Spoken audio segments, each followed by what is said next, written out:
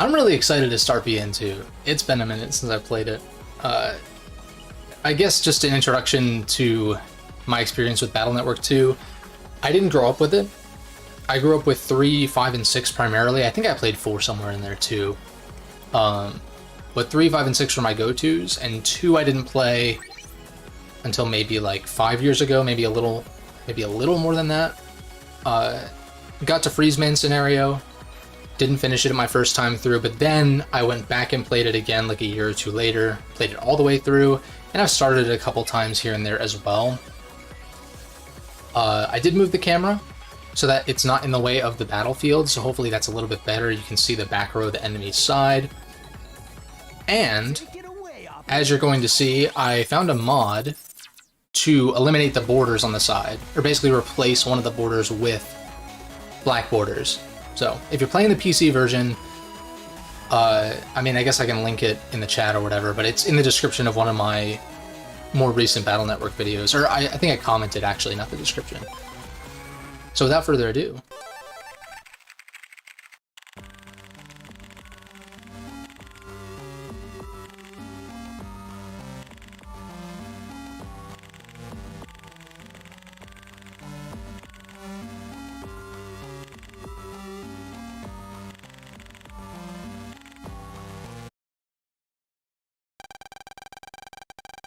purposefully ambiguous villainous plot. But this is, like, even though I didn't grow up with this game, it's very, very similar to 3. And so, by virtue of that, I like it a lot. And it's definitely a massive step up from BN1 in a lot of ways. And there is a drop of something on my monitor. I don't know how that got there, but I'm kind of wanting to...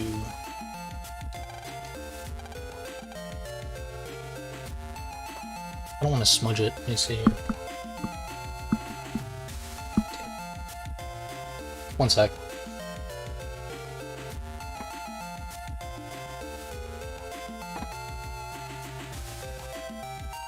Glass cloth for this.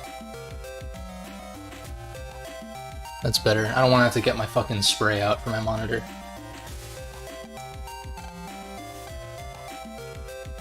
Wait, what? What did she say? Dex was looking for you? Yeah, do you battle Gutsman right away?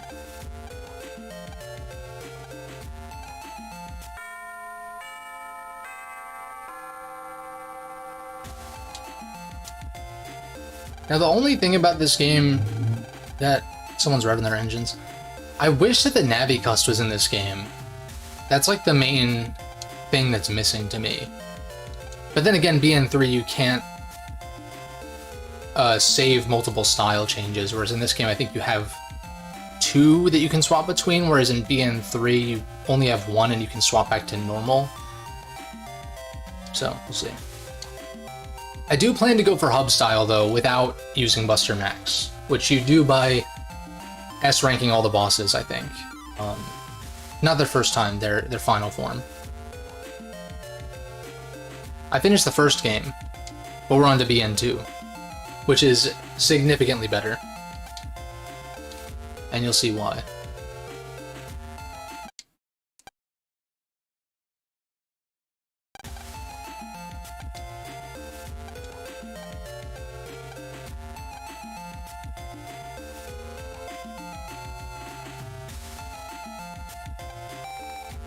No. So we can jack into the blackboard. Do I get to fight Gutsman?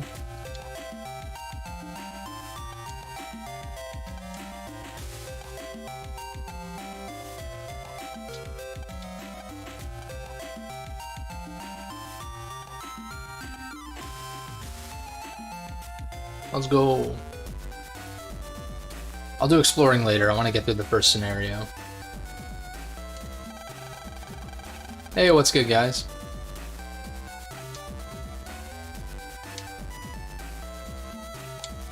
Totally not suspicious dude outside of our house.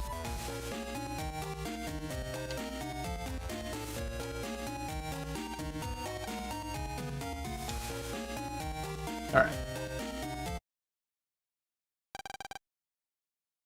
Oh, report cards, yeah, yeah.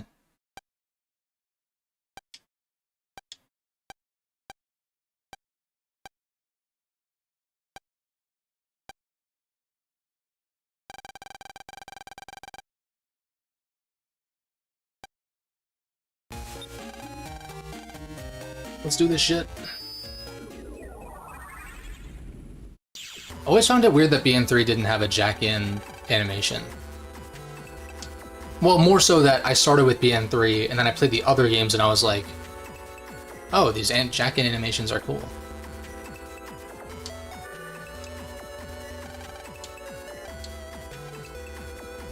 Virus busting techniques. I'm just gonna skip through the dialogue because it's the same fucking thing every time. Yeah, exactly. Like they should have figured from Mr. Match that these suspicious looking characters trying to fix your appliances are not there to actually help you. I love that. I'm just glad we're past BN1 because the fact that the chips gray out when you can't select them is so nice, among other things.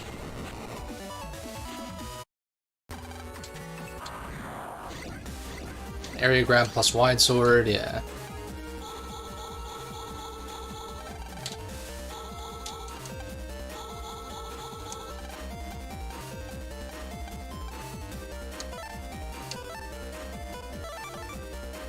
And also the way add functions as well, I think is a lot better.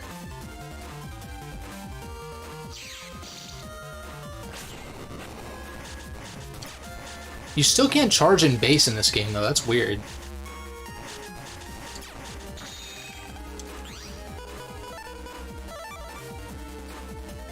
I don't remember that exactly, but I guess.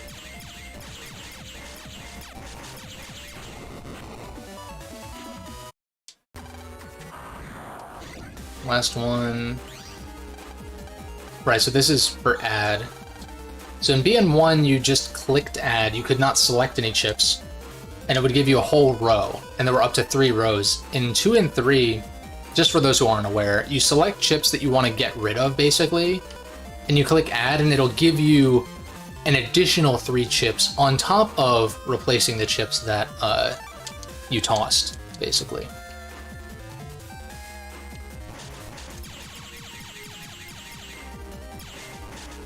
Just get him to 30 for like the shotgun or whatever.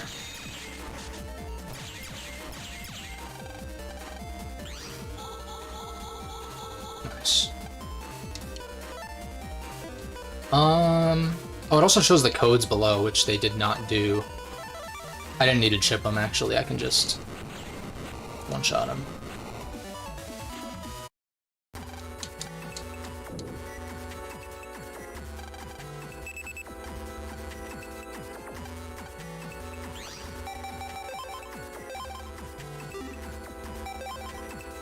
Okay, so you still do have power-ups in this game. I didn't remember that.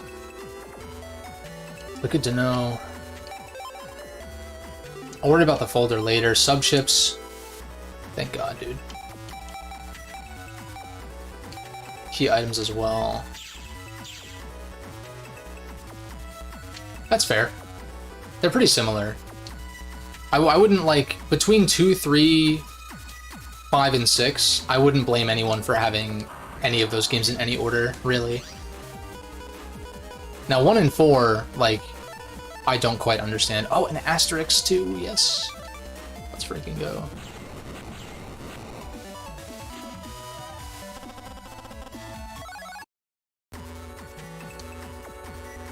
I'm gonna do my best to not run from encounters too often, because I do want to, I potentially want to 100% this game.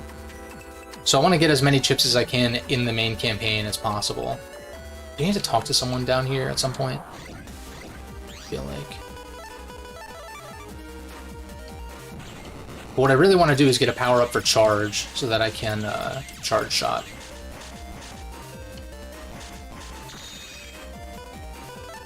That'll work.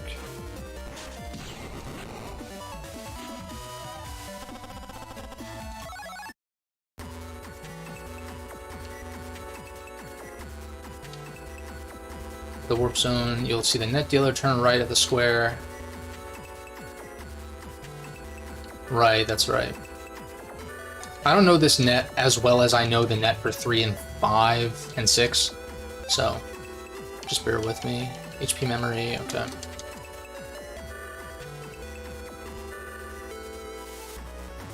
But what I'm glad about this game's net is that it's a lot easier to remember where things are.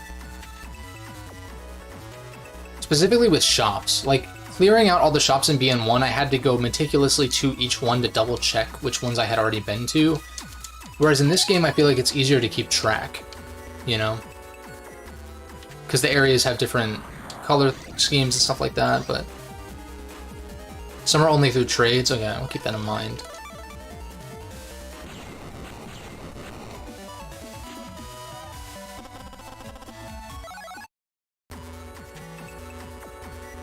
I'm probably going to avoid using the like Higsby chip trader until I figure out which chips I need for what trades, or like, you know, if I need to do online trades, then I can determine what I want to sacrifice for that. Let's do this.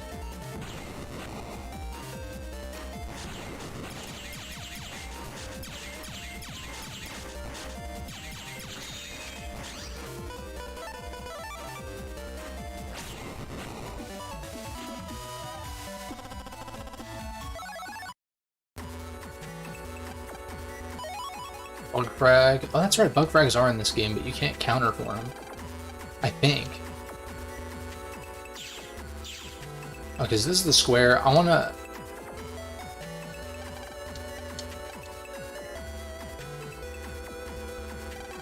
What's good, Ace? Yeah, I agree, too. I felt like... BN1 I felt pretty good about until the late game where you have that power-up that's like 100k or whatever. And then you have to spend another 100k on HP memories at that last shop.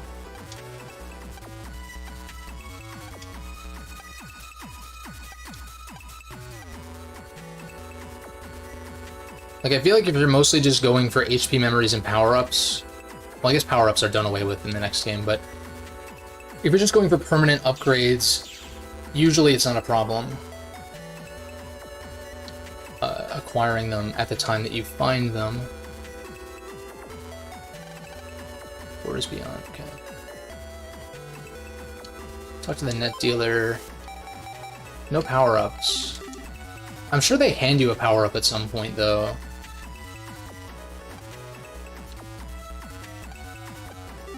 I'm gonna save real quick, just because I haven't. Oops. Let's go. Hero data and hope data.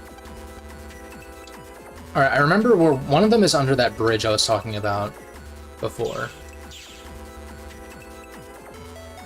What's the next best? I think 5 or 6. For me personally, I think I like 5 better than 6, but they're both the other 2 that are in my top 3. But BN2 is not far behind those 3 IMO. But 5 is also kind of divisive because of liberation missions. So I guess if I had to pick a safe pick, not knowing your tastes, I'd say 6.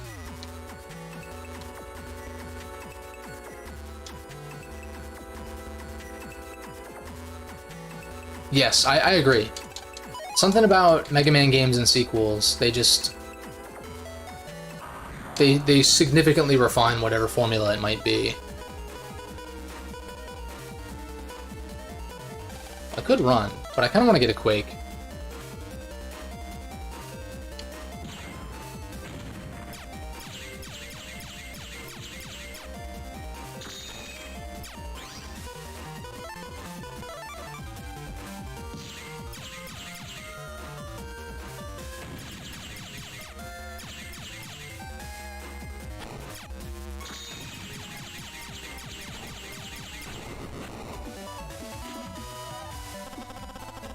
Yeah, we actually got some Zenny, thank God. Where we get the second data.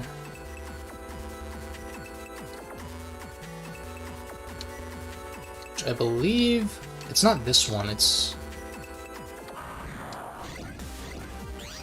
think it's in the first area. Wait, actually.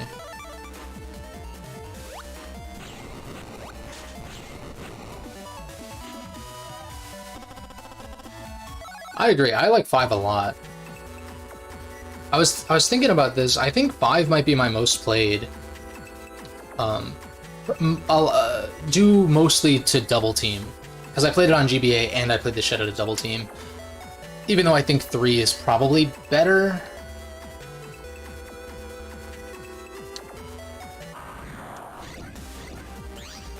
Like overall.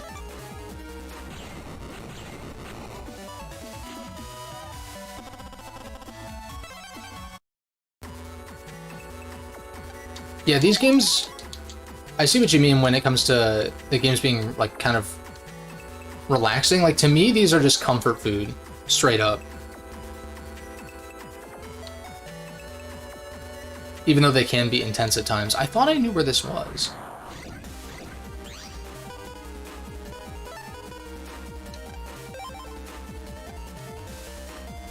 Damn.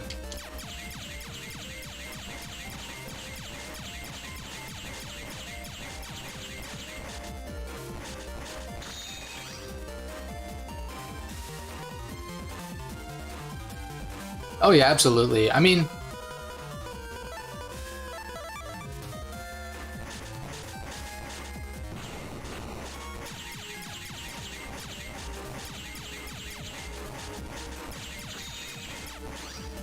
might as well finish this.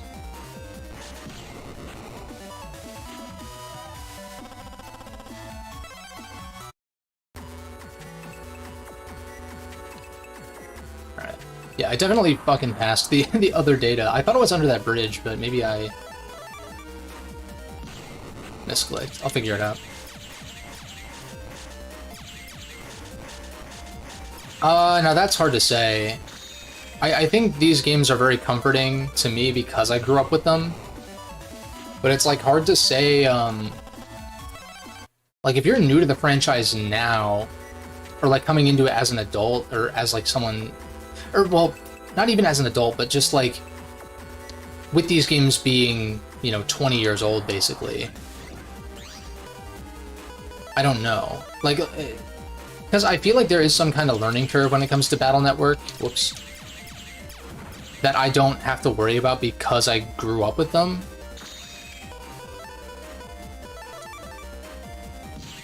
Whereas I think someone playing these games for the first time now might struggle to some extent.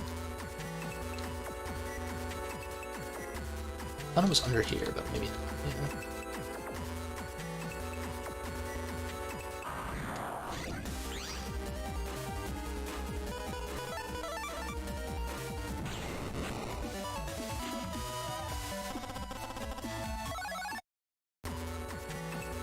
Shockwaves are good. I already went up here to get the 1 data.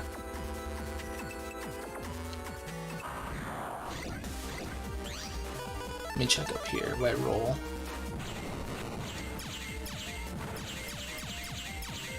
Now, do they hit the entire row in this game? I want to test this. They do. Okay. I thought so. In BN1, they only shoot the actual spot that they lock onto, but that makes more sense. Until you get to machine guns in, like, what, 4 and 5 or something.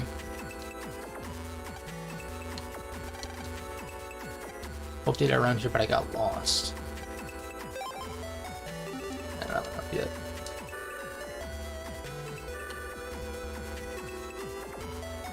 Am I just not interacting with the right...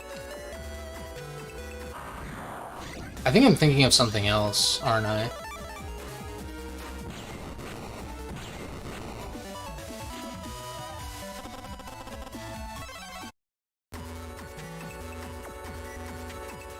Or maybe it's under a different bridge.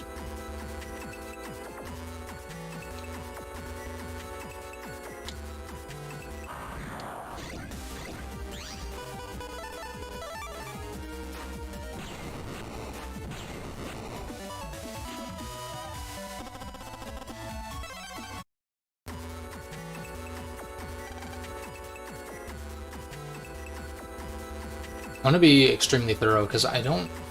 Unless I already got it. Am I crazy?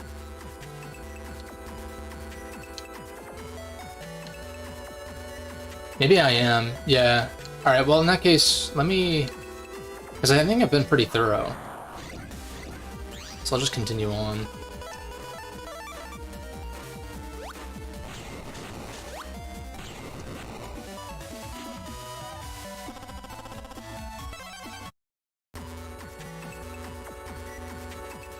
Yeah, the cool thing with the Navi Cust is that there's just a lot of utility. Like, normally you're just powering up your Buster's charge and speed and stuff like that, but I like when you're farming for, like, Flashman, you can throw Battery in there. Makes it easier to find him. Although you also run into those fucking bees more often as well. I should probably heal up when I get a chance to.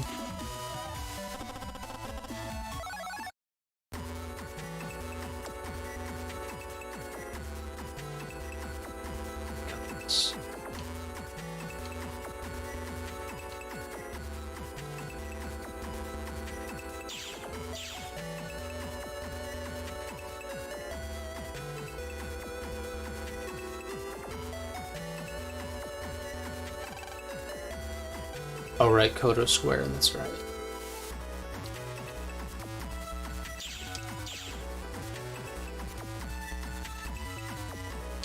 Let me just go back real quick.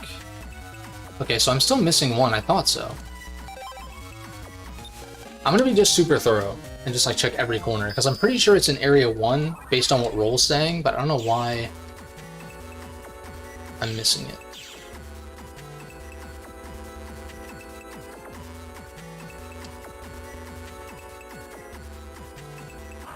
Oh, there it is. That was like... I walked right by it, too. It's chill, though, because I'm getting more money, so...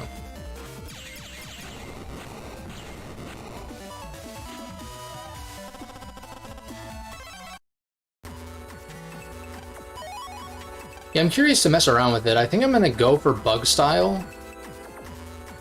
Because I think that might be fun to do. Because usually I intentionally avoid bugs in the Navi Cust.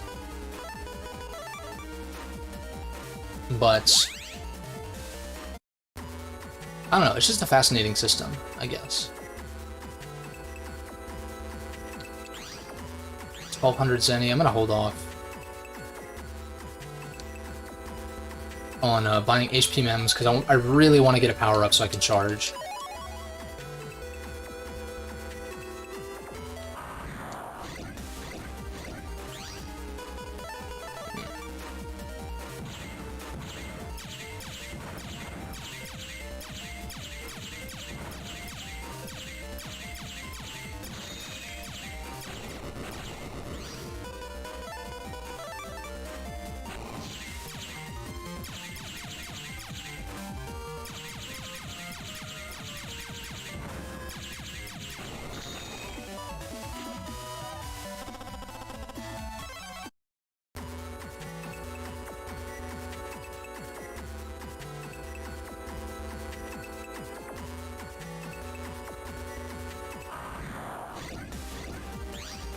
I think I'm going the wrong way, aren't I?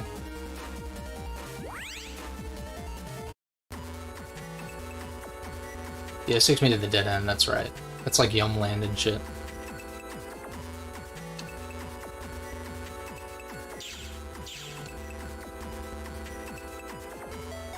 But I figured today I'd probably be able to get through at least Airman and Quickman's stuff, I think.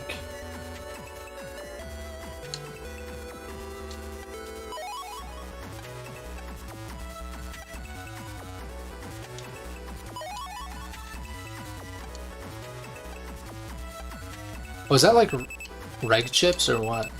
Or like...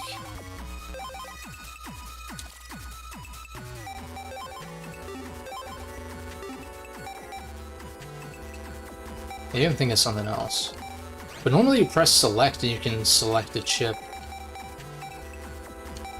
Just start in your folder. Mail. Be sick.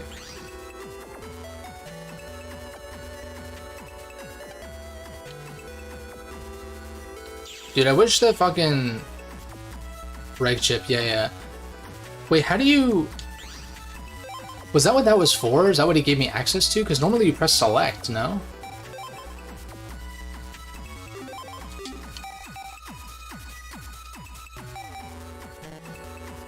Regular memory is not... Okay, so it's left trigger.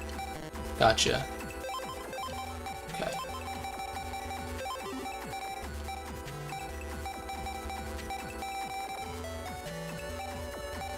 Yeah, no, I know I got it. What do I want for my reg chip right now? I guess attack plus 10 is decent, because it can just add to anything. That's fine. Then we head to mails, homepage, which I think is right here, no? Oh, that's Dex's. Never mind.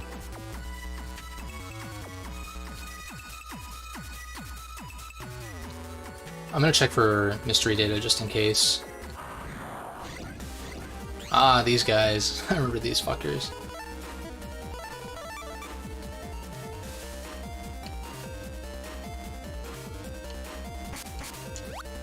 Yeah, I knew that wasn't gonna land. It's too slow. I hate mini bombs so much. They're terrible.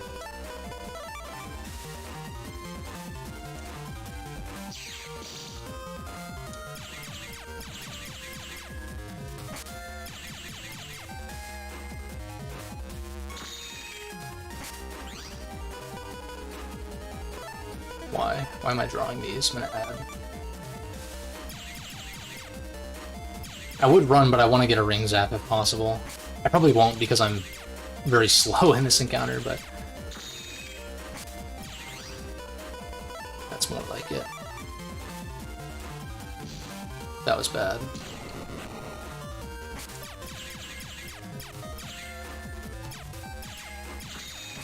These starting folders are just rough.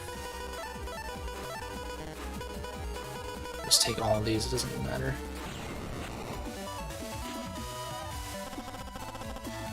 Nice. Q code isn't great, but you know what? Well, maybe a quick man though. So there's possible synergy, I guess.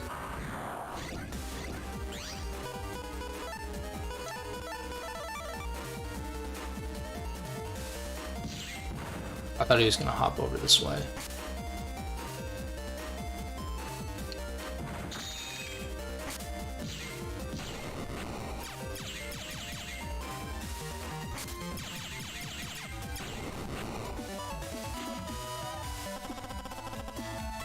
More cash.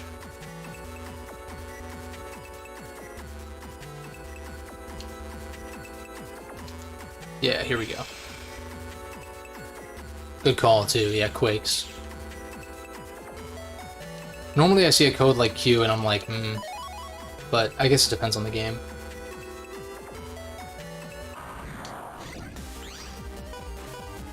If I could one-shot this, I would just kill it, but...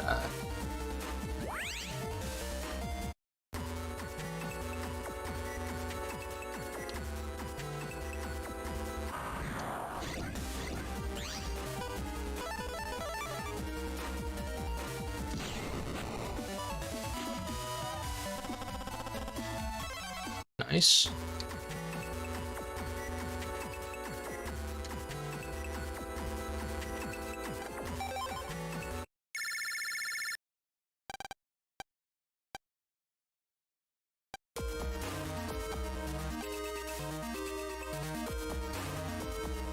Start the J code as soon as you can.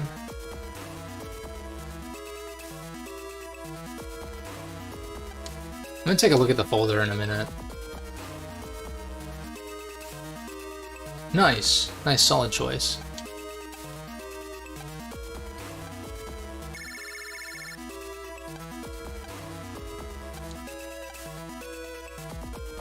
But first, we look for reg ups because that's not a thing. Over here.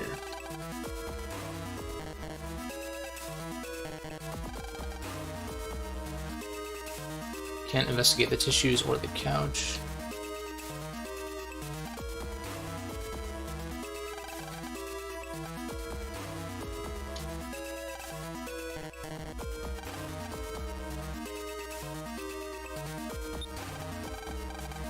Get some of these extra mystery datas before... It's like, yeah, Yai, I know Yai's gonna suffocate and shit, but like, you know what? Gotta power up first.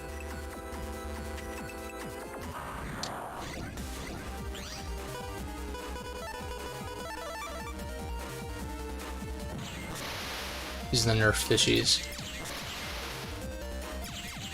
Or maybe not, no, actually, they're buffed, aren't they? Never mind. Why did I say nerfed?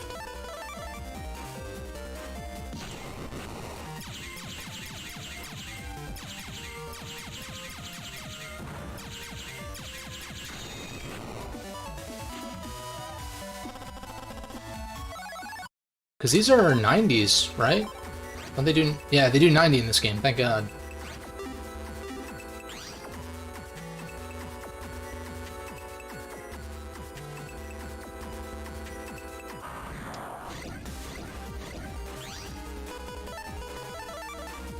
I'm gonna get both these Metars at once.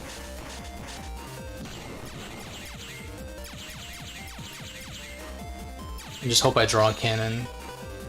Nice. Am I gonna build Gator? Maybe. I mean, I'd consider it. I know people say that's like the best strat. I'd have to double check which chips I need exactly. But, I'm not sure.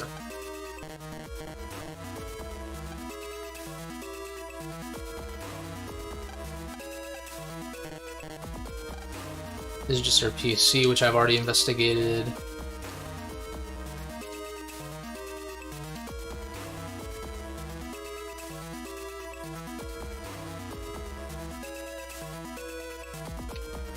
Alright, before I go to Yai's, let me see if I can go into Dex's house. Or if I can even go... Okay, I didn't think so.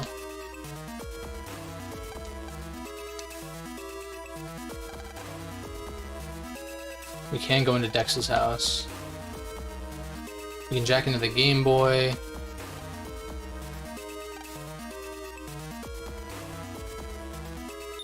Let's just do that. S-Rank Fishy gives it... Ooh, it's kind of nice.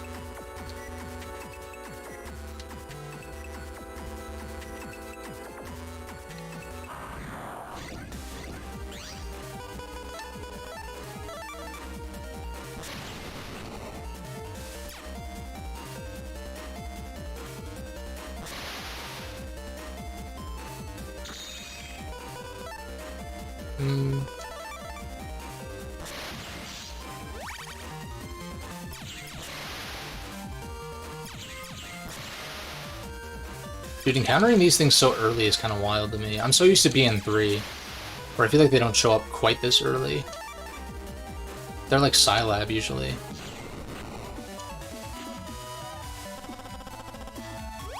Oh, and I forgot about these drops too, yeah. That's right, that's right.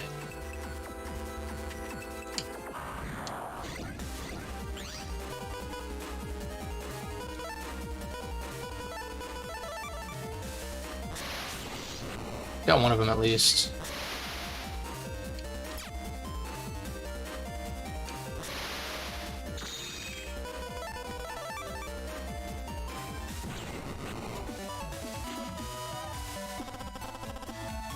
That's fine. Mini bomb asterisk. I can also check out Dex's PC before I get his code, so we'll just do that.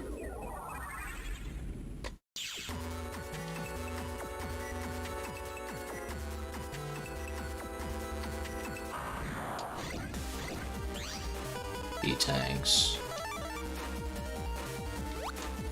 Early as fuck.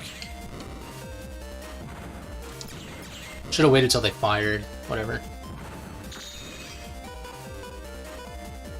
Let's just try to run. I don't think I'm gonna be able to make it, but... Yeah.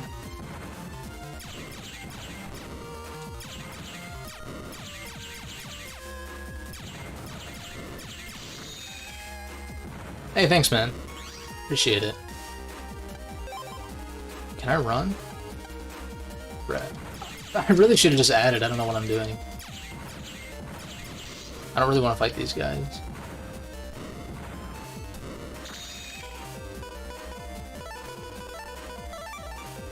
Like, yeah, that's damage, but I'm also like, if I drew mini bombs.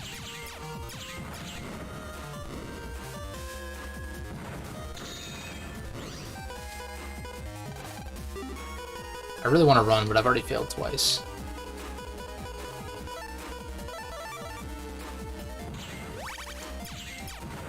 I also like that recovery chips are not screen dimmers in this game.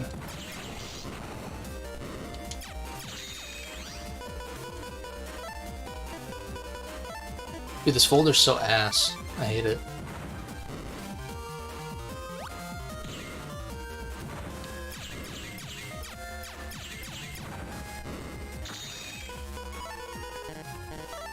I'm gonna fix it in a sec. I'm not sure. So I want to get the achievements for the style changes, and so I want to kind of swap between. Right now it seems like I'm on track for probably gut style just because I've been buster shotting a lot, but let's see if I can land that sick. But I'm just debating because I could always grind out other styles post-game to get the achievements. Ultimately, I do want to get hub style though, as one of them.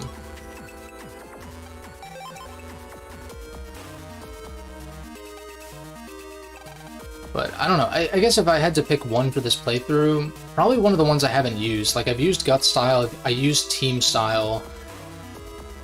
Custom's not in this game, right? I think? Maybe it is. Like, shield style I never get because I don't use guards usually. I'd have to look. But for now, I'm just gonna kind of take what I get.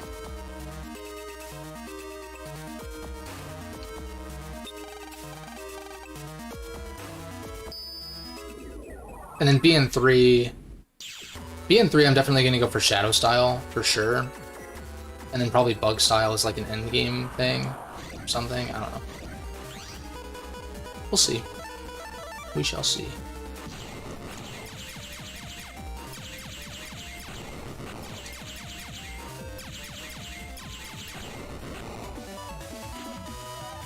But I'm hyped for style changes though. That shit's fucking dope. Sword L, that's a good find.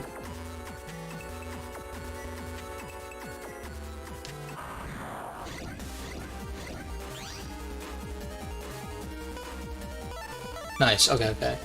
Yeah, I'll have to look at the criteria again, because I'm not... Like, when I grew up, I wasn't, like, super familiar with, the differences and stuff like that. That's only something that I kind of got into later in life. They gave you guts first. That makes sense. Because, like, you don't have a whole lot of, like, Navi chips and stuff like that to choose from at first.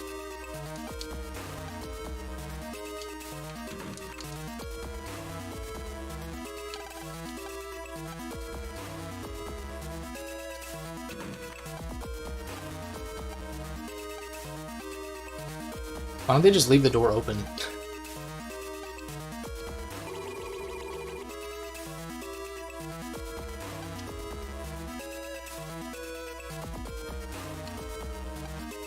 Nice. Hell yeah. Okay, now we can adjust the folder. Thank God. So, gut punch, I mean, that's pretty solid, actually. Need team style. Which shield first barrier? I forgot about team style, actually. Why do you need team style for 100% though? What's like the specific... Is it for like one specific instance or like...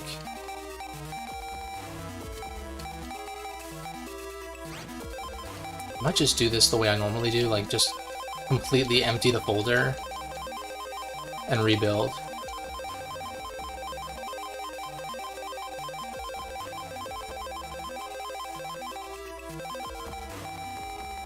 Yeah, let's just fully rebuild this shit. And start from the bottom as well. So these for sure, right? I could take a guard. I'll experiment with that. US. Definitely area grab. Oh, V4 Navi chips. Okay. Okay, that makes sense. Roll. Take like 2 of these.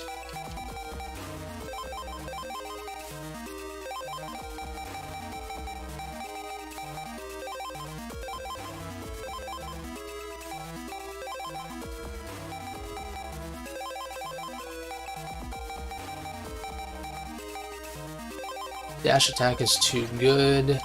Pass up. I'm gonna bail on escape, probably.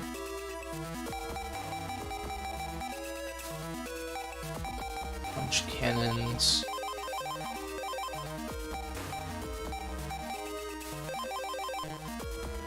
Oh, right, 5 per type. 25. I guess I'll take the asterisks.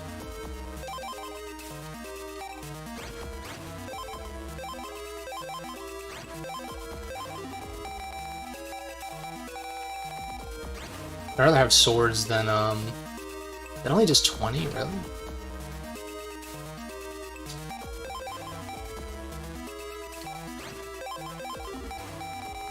SRLJB. Maybe I bail on A until I can program advance. Like, I need a cannon C.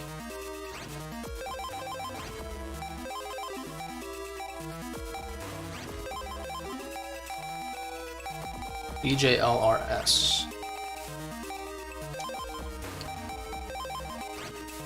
That's 30.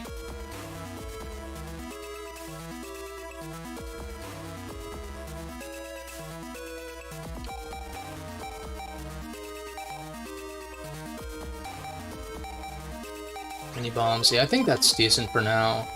This folder's definitely better than the default one.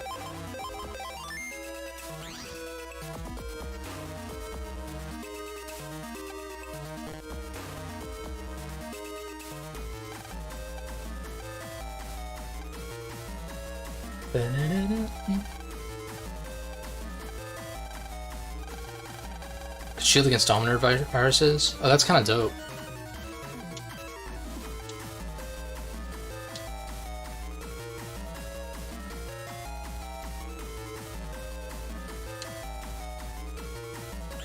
Oh, I didn't make a reg chip. Hold up. Capacity. I still think attack plus 10 is probably my best bet here. Or guard. One or the other. Probably attack plus 10. I feel like early game you want to be offensive as much as possible.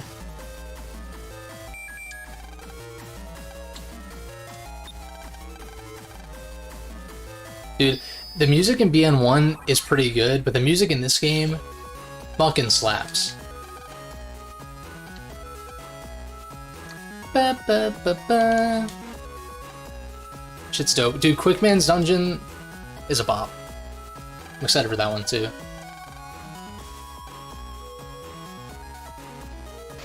Get murked.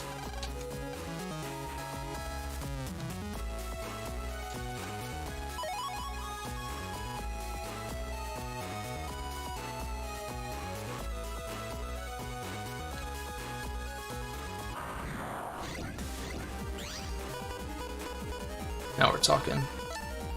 Oh wait, I can just...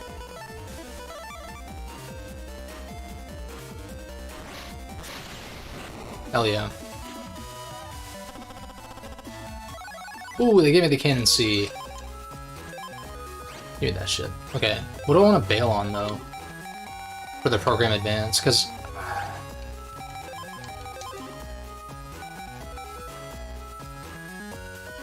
Because I could even do A, B, C, and D to increase my chances of pulling it.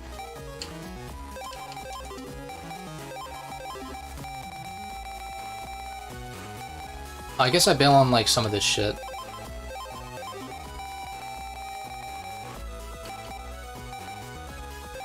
Let's cut the cannons for a second. We'll do like A, B, C, D.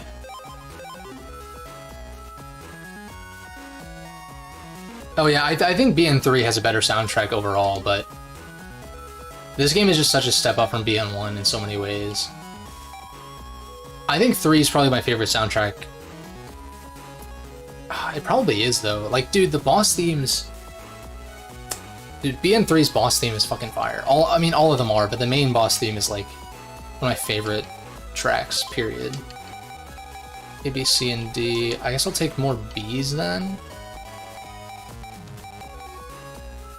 Because the tricky thing with this program advance is I need to draw the C no matter what. So putting another D in there doesn't really help that much. Or putting additional cannons really doesn't help me that much, because I need the C regardless. But maybe I guess I just slap another B because I have B codes in here in general. That's fine. I'm willing to sacrifice some synergy for program advances, which is debatably synergy on its own.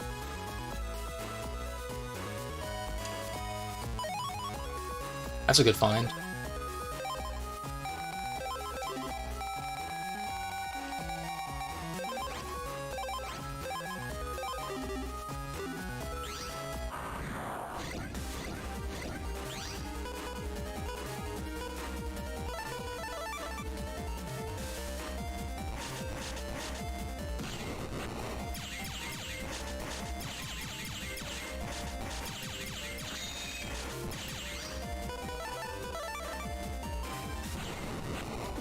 BN6 is up there for boss themes. It's definitely between 3 and 6, I think, for me. Although 5, well, even BN4, which I'm not, like, wild about in general, the boss themes are great, but yeah, Surge of Power is, like, fucking awesome.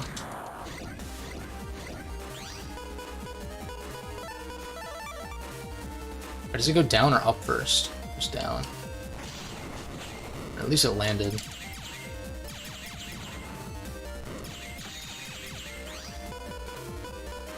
I guess I'll just cannon him.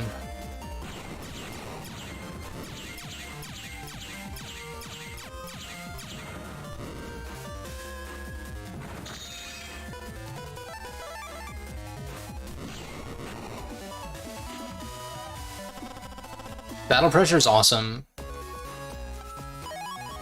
Like, BN4's soundtrack, I'm not, like, super wild about, which I might have already said. But Battle Pressure is probably my favorite track in that game.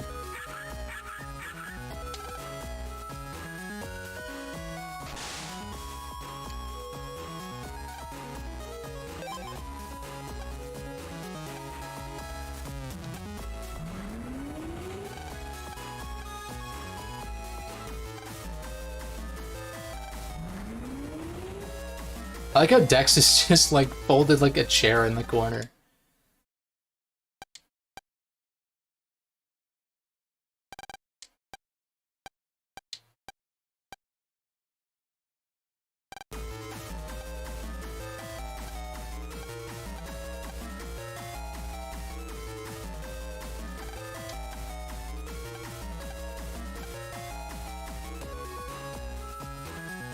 BN4 Undernet. I'd have to listen to that again. It's been a second.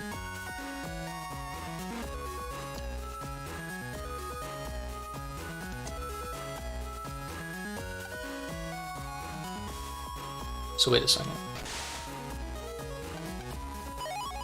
HP memory, insane fine. Now, was there something that I can get to from there? Oh no, that's just the way to go forward, I see. Good old wind box, but we can just one-shot all this.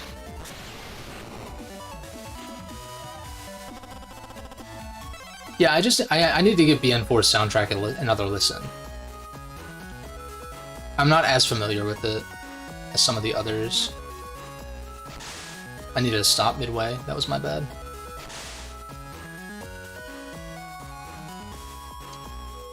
I'm trying to go into BN4 with an open mind this time, though, once I get there. Balls.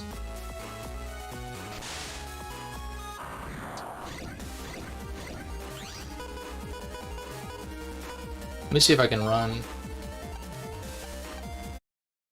It's kind of risky for me to try running when I don't have charge shot.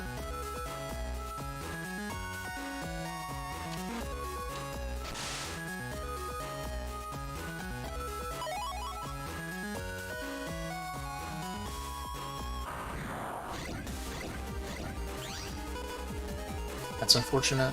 I mean, this is like not bad. He goes down and then up.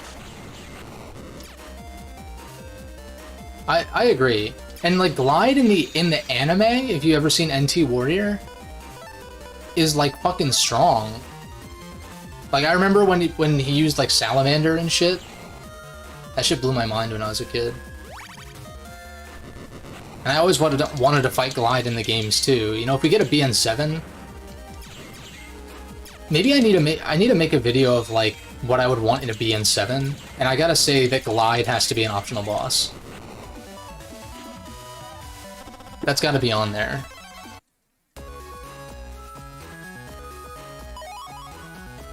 And also, King Soul or King Cross. The fact that Kingman didn't come back as a double soul in 4 or 5 or as a cross in 6 was insane. That could have been so cool.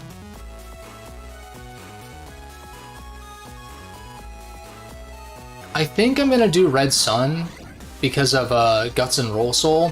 What I looked at and what I'm gonna suggest to people when I make a video about BN 4, 5, and 6 at some point, because I might do like kind of a beginner's tips on Volume 2 of the collection, is that the double soul elements between, I want to say, Blue Moon and Colonel are very similar. And then Red Sun and Team Proto Man have very similar elemental double souls as well, so you kind of want to pick the opposite version on a first run, so do Red Sun into Colonel or Blue Moon into Proto Man. Even though you get Proto Soul in both of those, the other ones are different at least. So what I'm probably going to do is Red Sun and then Team Colonel, because I like Team Colonel a little better. And then in my off time, I'll play Blue Moon. Alright, we get the fan. And then for BN6, I'm unsure what I'm going to do. Because I've never finished Bowser, I don't think. I got pretty far in Bowser, but Gregor is the one that I grew up with, so maybe I'll play Bowser this time.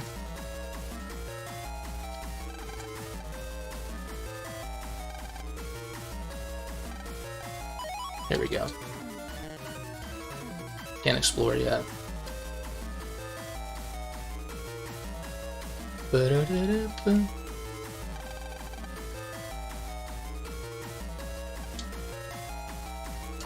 Yeah, I mean, the whole gimmick behind Glide in the anime was that Yai could just afford the insanely rare chips, basically.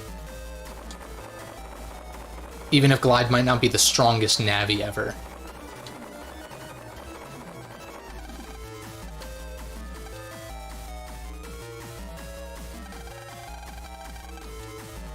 Yeah, I agree with Colonel being canon. Like, Barrel does show up in Team Proto Man at the very end, but like, if you go from Team Proto Man to BN6, I feel like you'd be confused at who the fuck Barrel is. Because Lan and Mega Man address him and Colonel like they know them, because they do. So it's a little odd that they decided to do it that way.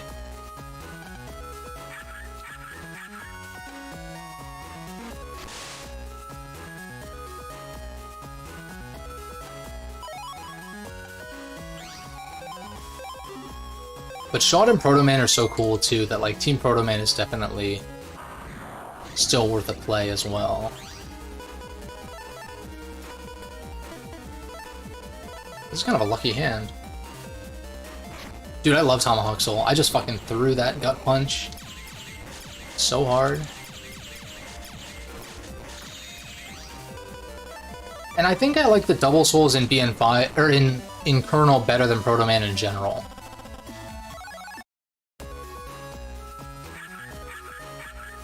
Because also, I know, like, Chaos Unison Shadow Soul is, like, fucking insane or whatever.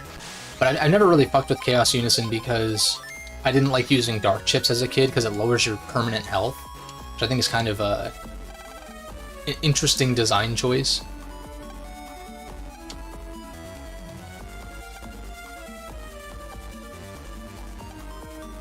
And I love the boss introduction themes that they start with this game too.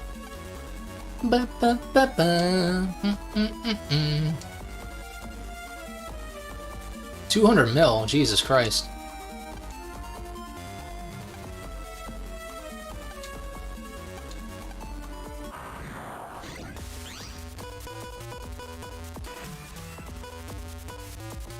Let me think. I don't use guard very often, so don't bully me if I fuck it up, but...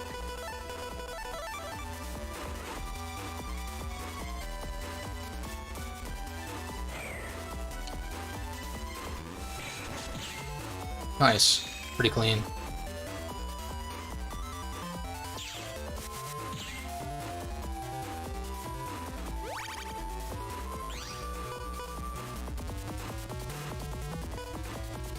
Do I go for sword here? I'm gonna try to get him to go front row, or if he goes front row, I'm just gonna swipe him. Although I don't know if that's possible, actually. Does he go front row? There he is. Gotcha. I'm gonna save the cannons for the program advance.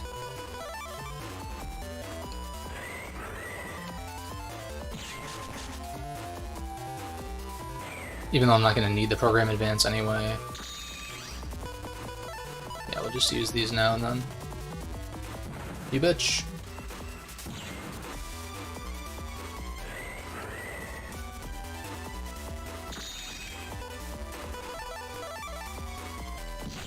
Yeah, super easy boss, obviously. 8's not too bad either.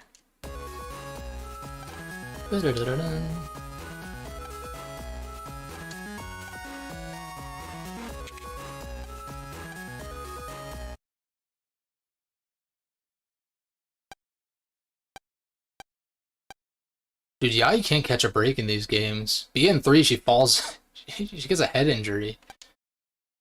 I almost forgot about that.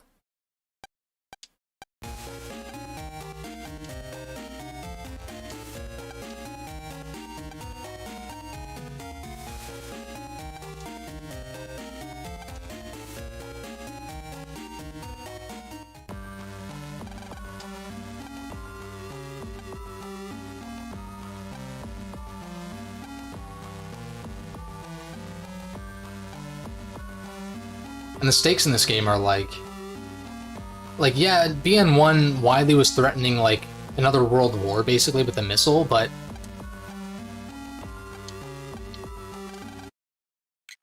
like the bad guys literally get fucking blown up, which is so hard.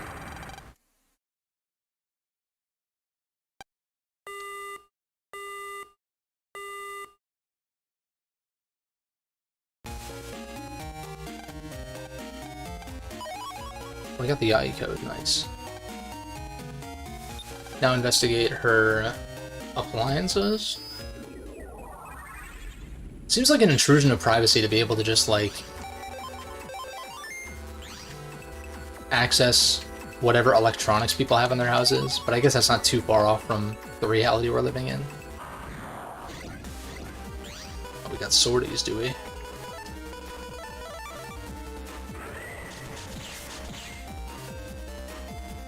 I'm gonna have to wait for him to area grab, or maybe... Oh, you bitch. That came out a lot faster than I was expecting.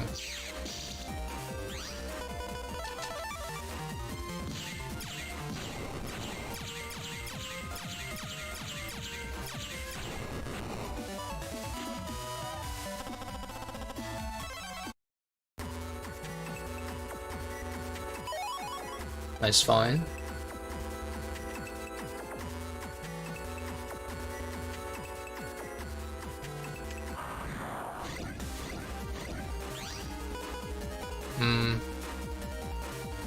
I'm just gonna run. And of course I can't.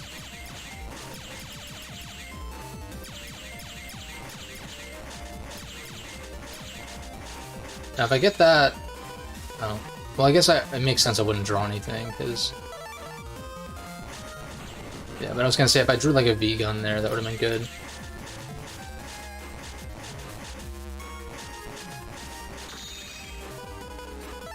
This is fine. We'll just slowly chip away at him.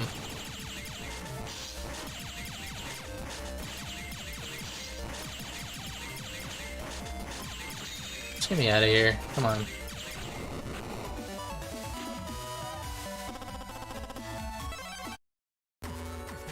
Check center.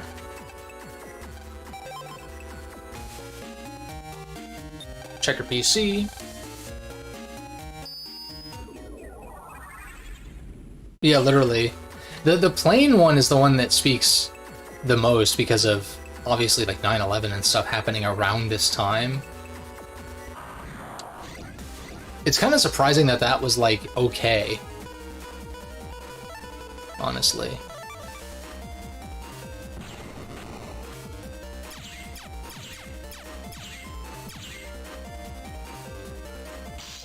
Oh. We can just roll this guy. If I get an invis, that'd be kind of insane.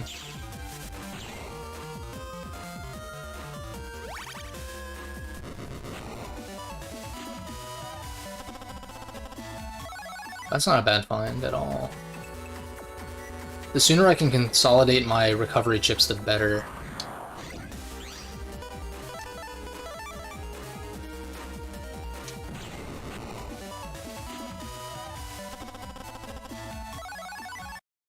Unfortunate code, but you know, it's fine.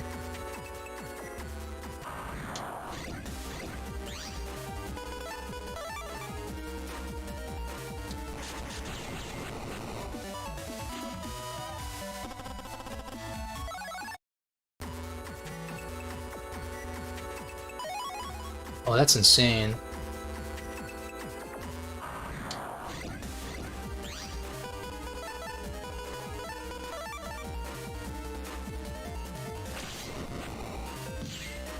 Those wide swords come out super fast.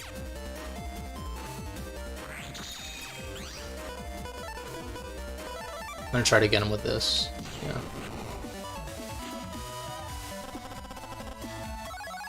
Another H. I guess Heatman would be an H. It's the first one that comes to mind.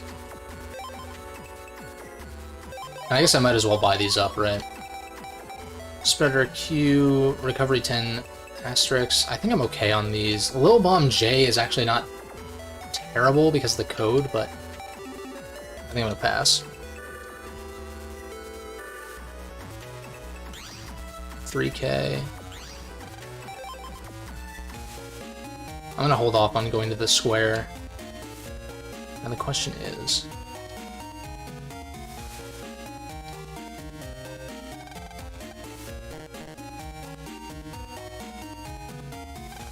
Any reg ups or nah?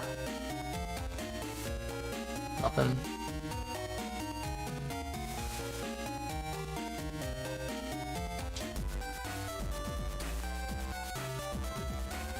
I'm not familiar with the chip dupe glitch.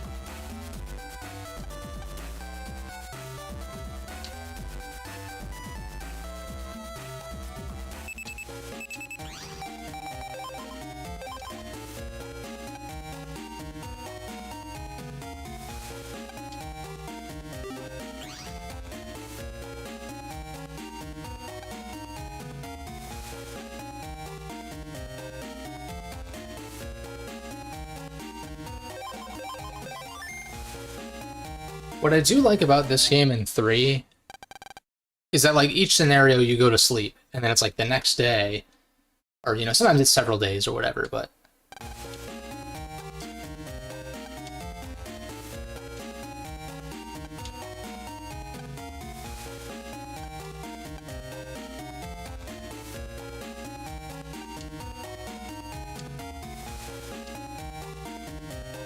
Don't they say they can't go camping? Or something like that. Yeah.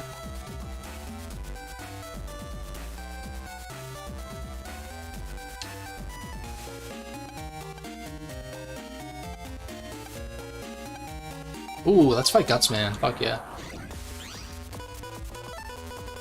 Bum, bum. Oh, I'm so bad.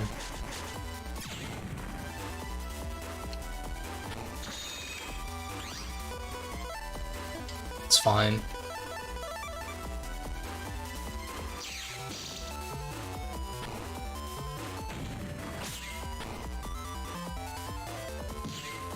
I'm probably gonna rematch him anyway.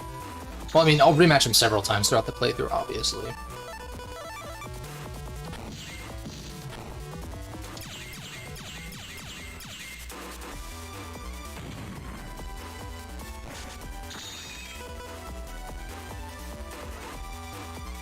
I want to save the cannon, I think, in case I do pull the program advance.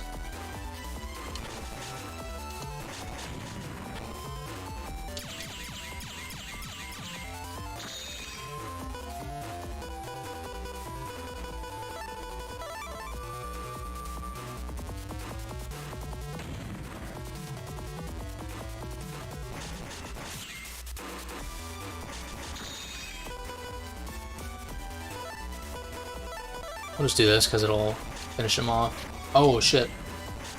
He almost got me. Missing that dash was kind of bad.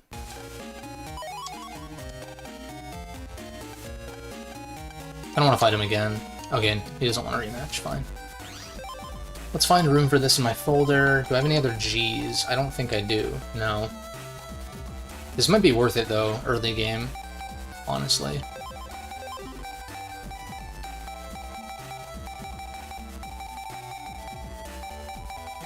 I think maybe I bail on a V-gun or a recovery 10. It's probably better. Recovery 30 H's. I think I'm fine for now.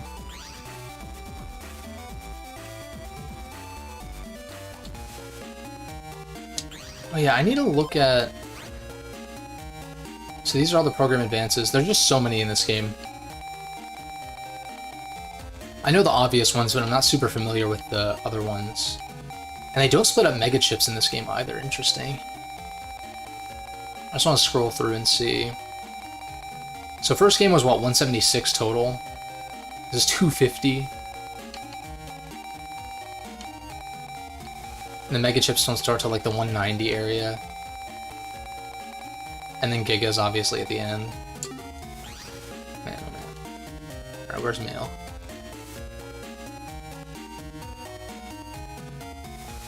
I think I have to talk to Roll, maybe?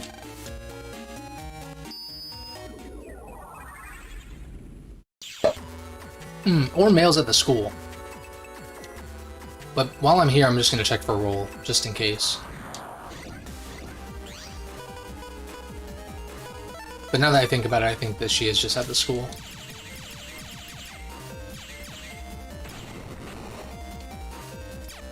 Canceled out the crack on the ground. Nice. Now...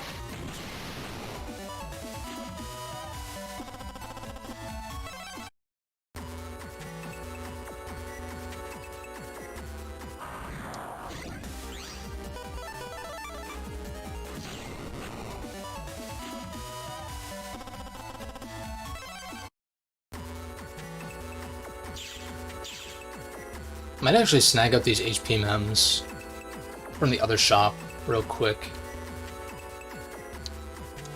Because I have a decent amount of cash. Oh, also wait a second, I can fight Airman again, can't I? Which I think he's in Area 1. Hold up.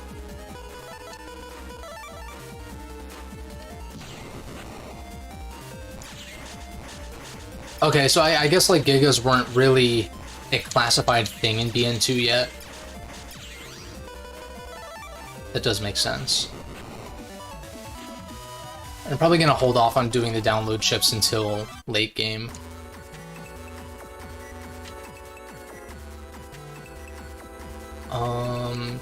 Airman's not here, is he? I think I know where he is. He's in a dead end in Area 1, I want to say. I'm glad I put Gutsman in here, because this is just like a...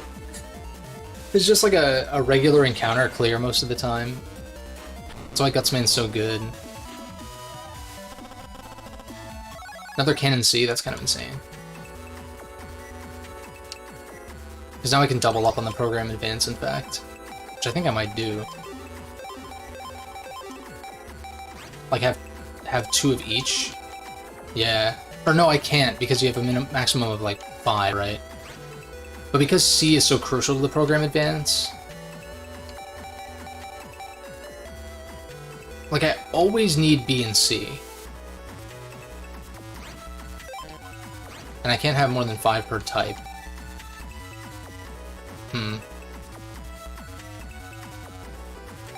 Yeah, I thought so. That's the dead end I was thinking of. A, B. I guess I got the A, right? And then just...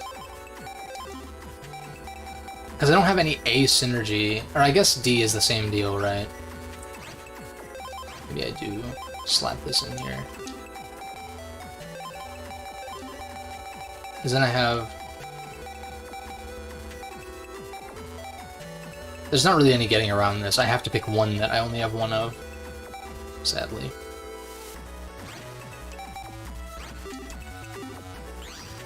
Let's get these HP mems, though, first.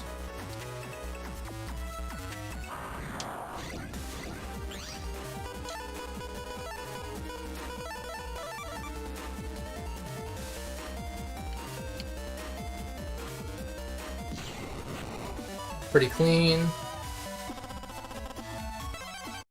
Nice.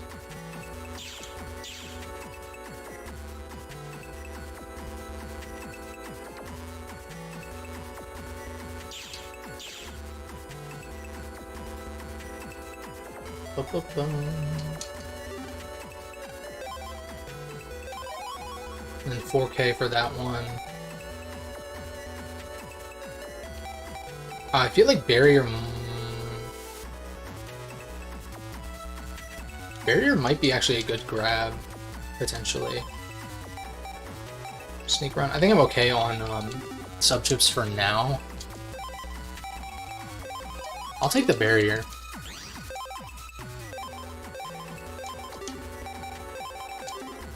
And replace it with...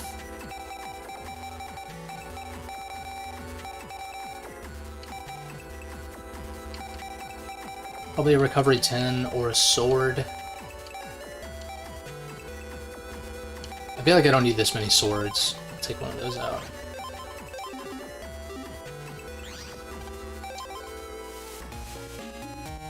Now... pretty sure Mail's at the school. And then we'll get the Airman chip as well. Which is another reason why I want A's in my folder. Here she is.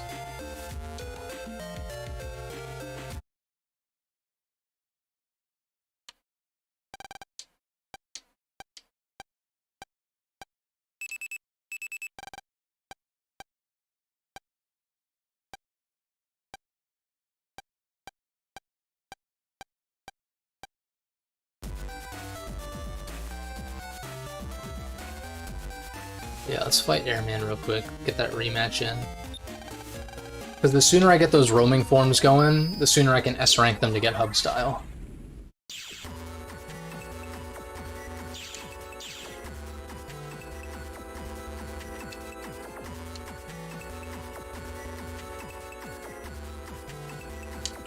Save.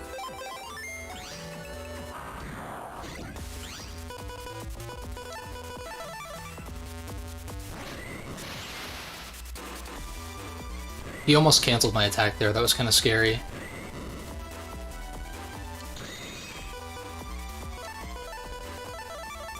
It's a pretty good pull.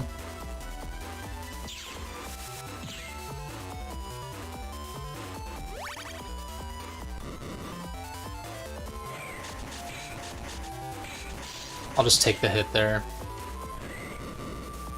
I expected him to go middle because I was standing middle.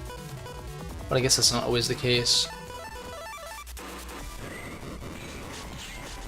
Pretty fucking clean. I still can't charge though, which is kind of annoying.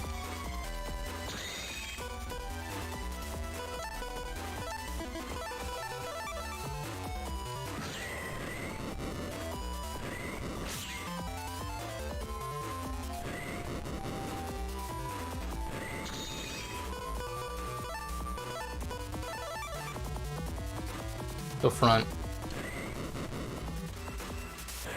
Can you go front row? Okay, sick.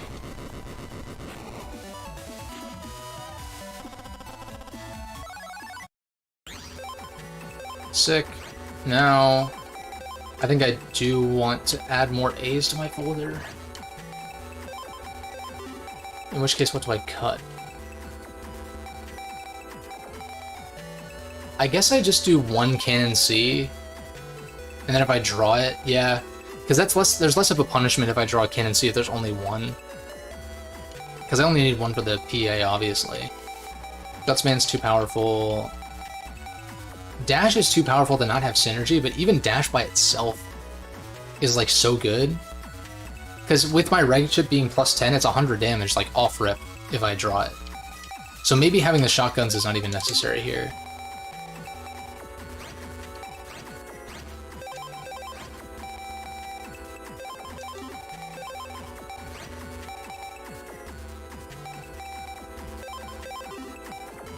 And Airman, you can get a double hit off on dudes in the front row, I think, because it spawns and then it hits them when it moves, I think, if I recall correctly.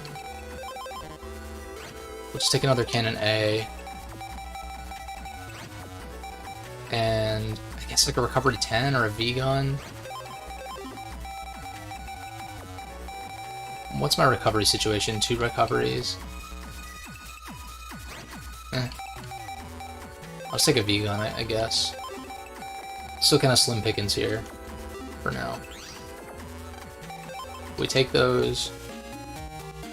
Now we head to this area, which I think is where you can fight Toadman.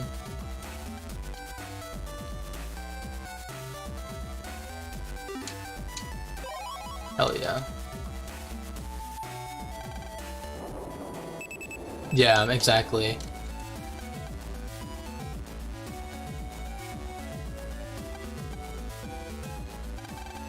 My favorite thing about BN1 post-game was that I had like 3 Proto Man 3s in my folder. It was fucking stupid. And I really wanted to get the Hero Sword B, but you need to trade like very specific stuff for it. Because there's that Program Advance, right, where it's like FTR Sword, whatever that's pronounced, Knight Sword, Hero Sword, and Proto Man 3, I think is a PA. Okay, so we can fight Rita. Toadman's kind of a bitch to fight this early, though. But I think I'll still do it.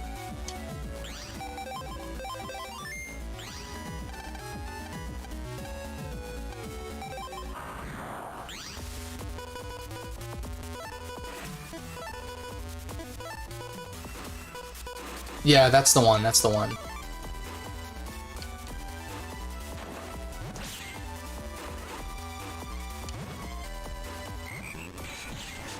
That was lucky. I was trying to deflect his electric thing, but obviously it didn't work. I do have another Cannon A for the PA if I draw it, so I'm gonna do this. Wait for him to be front row again. I fucked that up so bad.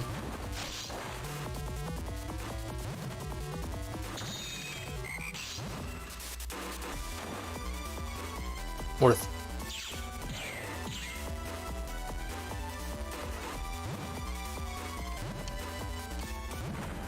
Yeah, that's right, he does teleport quick.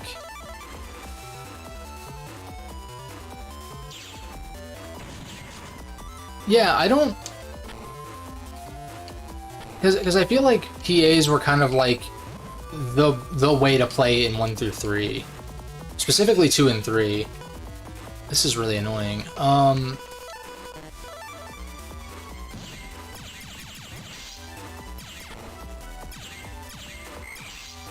This is fine, because I can only get his V1 from this anyway.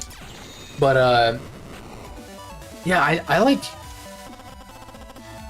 Oh, that's lame. Well, I got the code, at least. I'll rematch Toadman for the chip later when I have a better folder to fight him. But yeah, I don't recall really using PAs that much in the latter 3 games. But it wasn't for like a particular reason. How do I bait these guys? Oh, they just do that. Okay.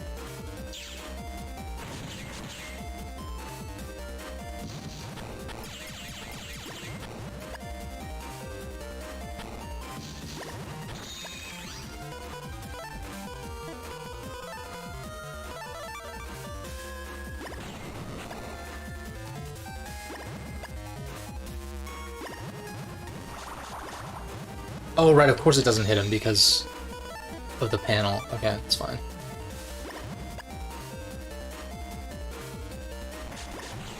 Alright. What did they do to PA specifically in 4, though? 1000 Zenny's kind of nuts.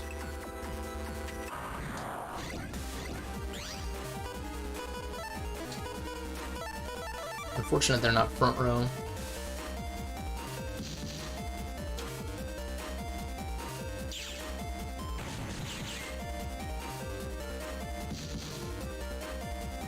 I'm just gonna wait for chips here. Wait, I can just airman. Yeah, that's sick.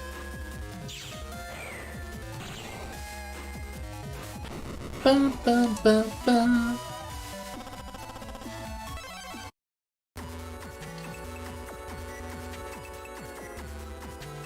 What's this? Alexord. Ooh! Toadman, watch out, my guy.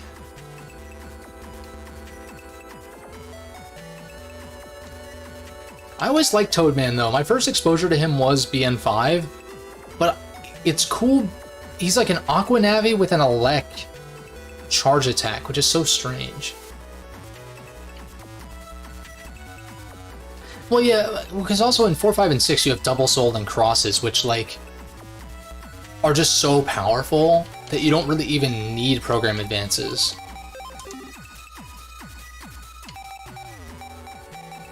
Or, like, I never felt incentivized. I feel like Alexord is strong enough to... I don't have any other E's, but, like, 100 damage is kind of nasty this early. I think I sub it out for a sword.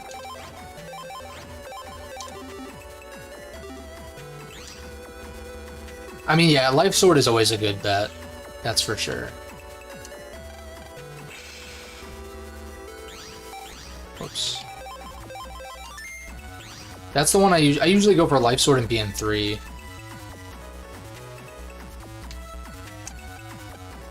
And I would have used it in BN1, but I never got a long sword that matched up. 3k. Power up for 5k. I need that power up, so as soon as I get 5k, I'm coming back here.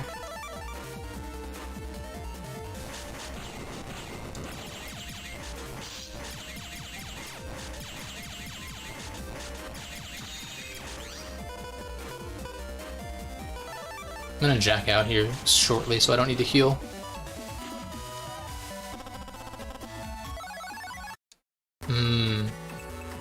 Gotcha.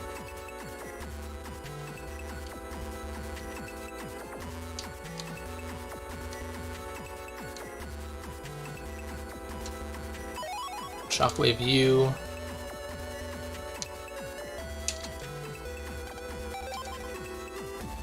Okay, we'll come back here once I have 5k, which I'm a little less than halfway towards.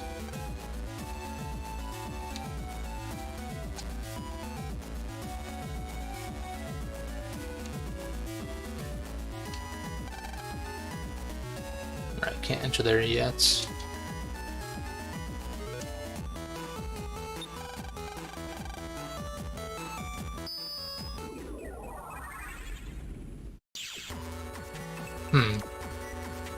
Interesting. I'm looking forward to digging into the nitty-gritty of these games, more so than I did when I used to play them. Because I think I mentioned it in a couple of my previous BN videos, but I was playing these games, or at least, like, I was playing various games in this series pretty regularly prior to, like, or up to, like 2019, 2018-ish. But the closer we got to 2021, I was like, there's gotta be a Legacy Collection coming out, and then it just took 2 more years on top of that to actually come out. But I'm actually kind of glad that I took a break from the games, from this series for like 3 or 4 years. Because it has me excited to play the games that I'm Even games like BN1 and BN4, which I'm not like wild about, you know, because of that time off.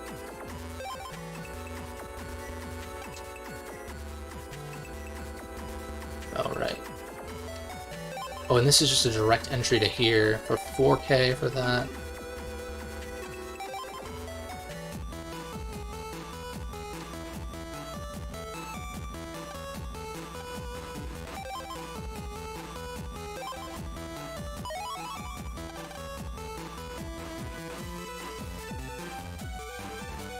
Right, that takes us down here. And there's a chip trader around here, but maybe it doesn't spawn in yet. Yeah, it's not here yet. Sub-chip dealer. Full energy is not bad. Maybe I do want to snag one of those, even though I'm saving up for... Wait. Makes it easier to encounter the enemy you just encountered? Does that work on bosses? I mean, 10k is kind of insane, but like... That's kind of nasty. Ever played Star Force? I did play Star Force. I played the first game all the way through, and then I played the second game, but I don't know if I ever finished it. I do want to play them again, though. But I kind of want to wait for a Legacy Collection if that ends up happening. Which I would hope does happen, because they put ZX in with the Zero games, so they're not shy. Capcom's not shy about what's it called, putting DS games on modern platforms. But they might just have to rework it a little bit, because I forget. I think the battles took place on top screen and ship selection was on bottom, so maybe it's actually fine.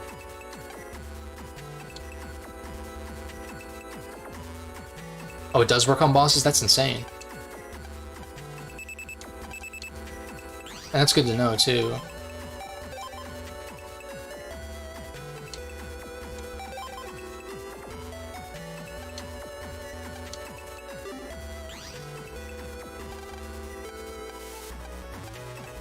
Survival battle. Let's do it.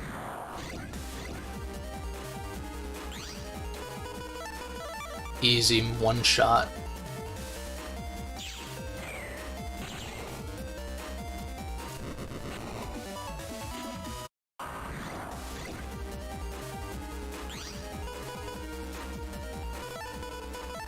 This is kind of unfortunate, but I think it's fine.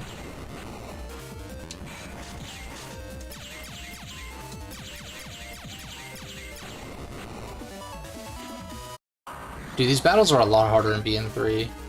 Like, these qualifying battles, they kind of give you some insane... They have you fight some crazy viruses way earlier than you should. Or than you would encounter them, like, in the overworld, for instance.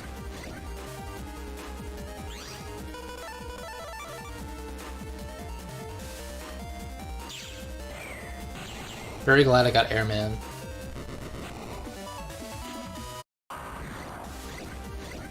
Bunnies, if I pull Airman again, that's insane. Holy shit. Gutsman's actually better, though. Even though I would have been fast enough to trigger it if they had jumped. This would have been better. Well, no, maybe Airman does cut through enemies. I don't actually know. I'd have to test it. A Navi needs help in this den area.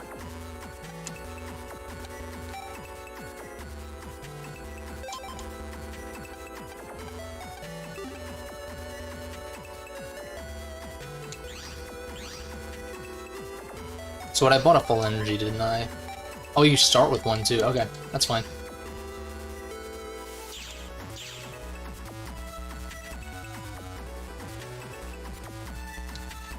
Pretty sure he's not, like, over here, but I'm just gonna be very thorough.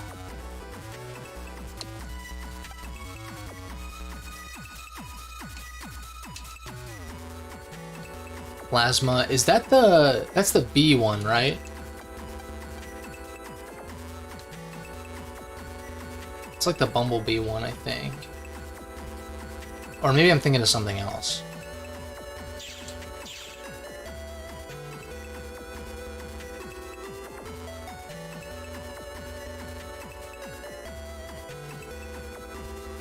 Yeah, no, I like it. I like it too. I think it's cool. They really, like, 3... I'm really biased when it comes to difficulty in these games because like I'm just so familiar with these systems. But I feel like 3 is one of the harder games, no? I at least remember as a kid, like, some of those license, like, types of, like, the N1 Grand Prix qualifying viruses were tough. Beastman was a difficulty spike. Kingman was a difficulty spike. Flameman was a difficulty spike. I feel like every few bosses there was a boss that was, like, way out of my league, at least as, like, a 7-year-old or whatever I was. I mean, it's possible this game has stuff like that too. I'm trying to think, though. Like, Quickman, I guess I could see being a difficulty hurdle. Because you need to wait for openings to attack him.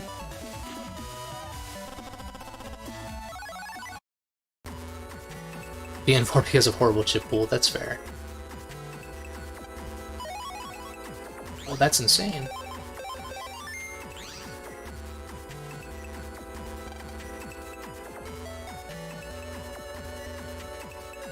Okay, so that's not the right guy. I'm very close to this power-up, though.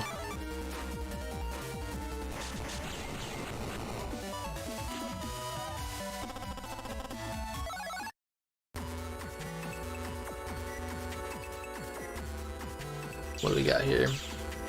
Mail's PC, okay. Just relearning where everything is.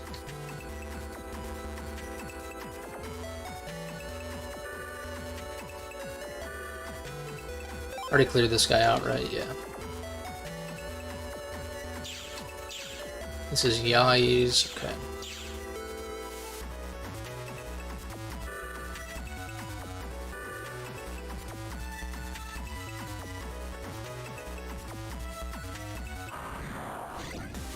How do y'all feel about, like, Double Soul versus, crosses? Oh yeah, dude. Even just, like, using... I remember using Night Soul, right, yeah, Night Soul and BN5 with air hockey is fucking crazy. Like, you do the charge and shit, and I know the PA is also insane, but air hockey's nasty.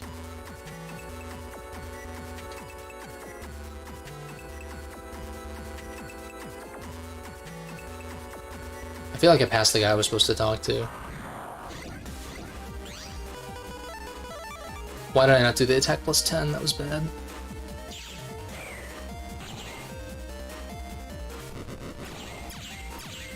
Yeah, I guess we'll see. I just don't really remember...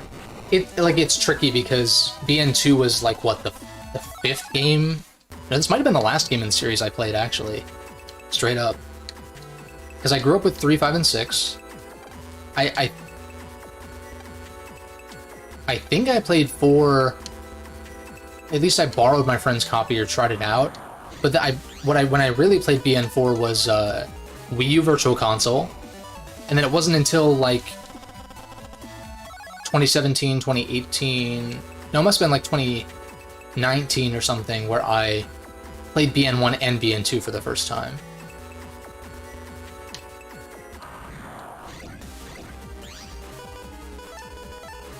So I guess it's hard for me to say how hard this game is because I was a lot older and, you know.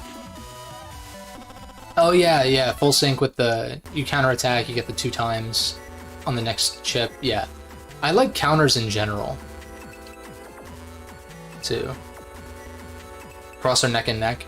I kind of like having to sacrifice a chip for Double Soul. Like, it is definitely nice to be able to... Although Double Souls are limited, right? Aren't they 3 turns only? Or am I thinking... I always get it confused, because I know Side Beast transformations are 3 turns, and then... But I think crosses might be permanent, but Double Souls are limited turns. What is going on with this guy? In this den area.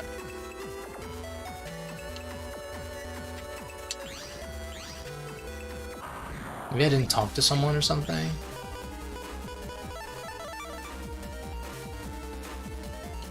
Yeah, I can agree with that. Like, not having to draw... That was bad.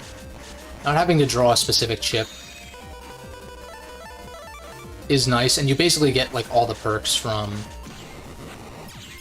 Double Souls as well, pretty much.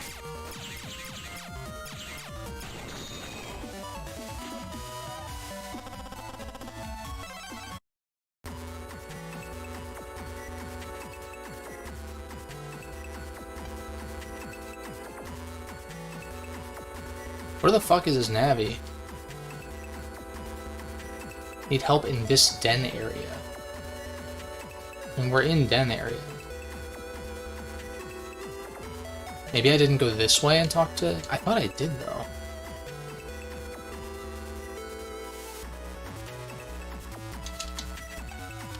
No, hold up.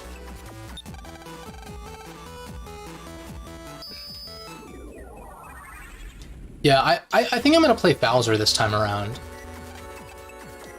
Because if I played Gregor again, it would just be kind of same old for me. And I mean, I love the crosses in Gregor. Like, they're fucking busted.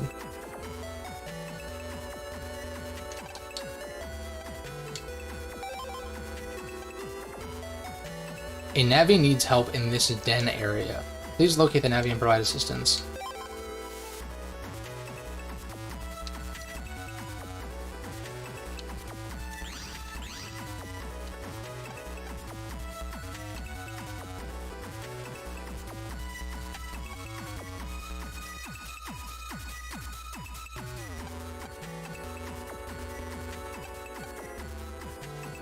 You can post your own requests on the boards.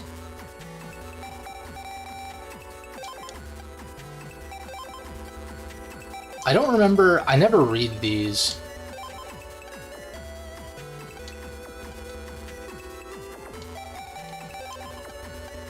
It is kind of fun that they have these like little forum things going on here though. Optionally, oh, is this kid thirsting over Rabita? Hold up, let me just clear these out.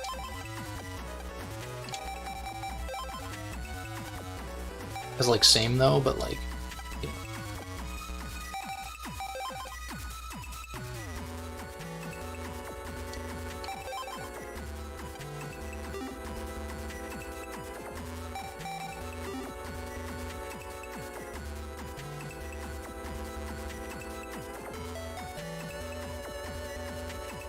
All right, let's conduct a more thorough search this time around. Oh, maybe this is where I needed to go. Hold up. Yeah, this is probably it. Yeah. That makes sense. Get this mystery data. 300 Zenny. We're getting closer. I might grind out to 5k to get this.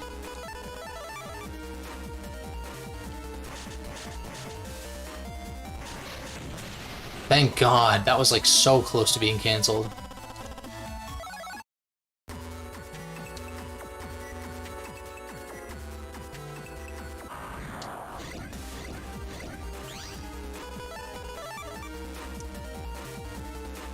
No, yeah. Some of those boards are kind of wild. Oh no, yeah, Netopia, yeah. That's right, because they wanted to make it seem like they were speaking in an accent or like something along those lines. It is interesting, that's for sure. That's funny. Yeah, I think you're right.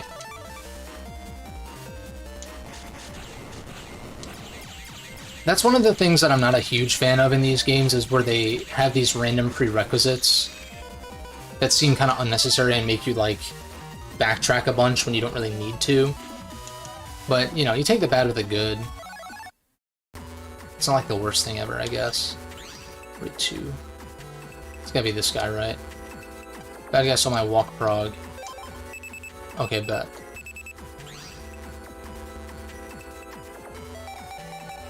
Undernet 5.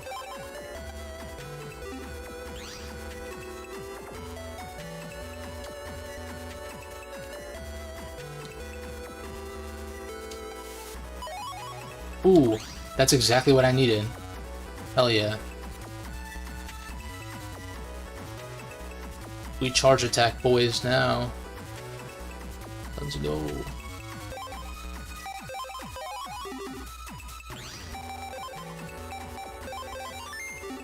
Fuck yeah.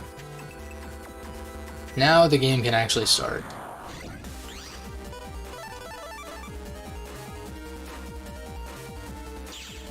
Yeah, exactly. Freeze Man scenario, Flame Man scenario in BN3 is kind of like that too. Dude, no, it does 5? Are you serious? I mean, it's better than nothing. But I think Freeze Man scenario is debatably worse than, like, Flame Man scenario is actually not that bad, because you probably have... Well, like, the thing is, you get Aqua Chips from clearing the flames, whereas with Freeze Man's, it's, like, just a total crapshoot. And just, like, backtracking and stuff like that, and, yeah, it's annoying. I think that's where I bailed on my first playthrough of this game, was during that scenario. I got too annoyed. And then I played it again all the way through. A little bit later. Oh, I didn't... Right, I didn't actually, like... fight the guy. I think this was still faster, though. Maybe.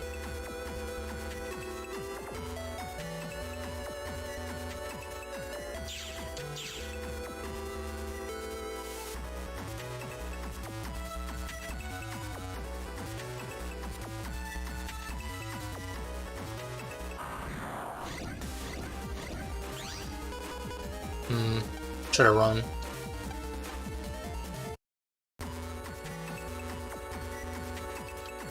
Alright, here we go. I'm gonna grab this mystery data first. It's just chip trader fodder.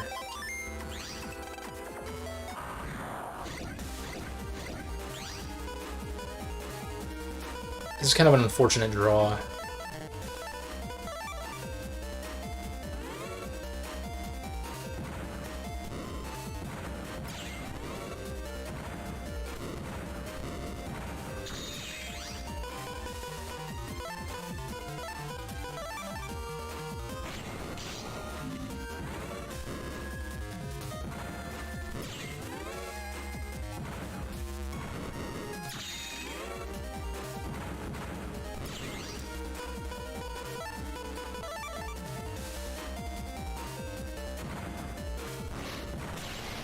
Pretty clean.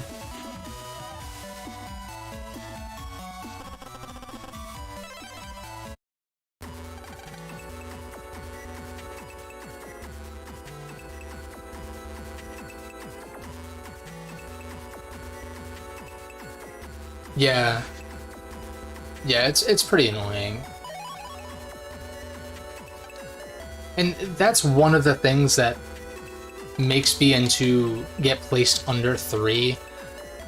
And honestly 5 and 6 for me too, where like 2 is still a really good game, but it's pretty locked into that 4th place spot for me as far as ranking the series. Due in part to stuff like that.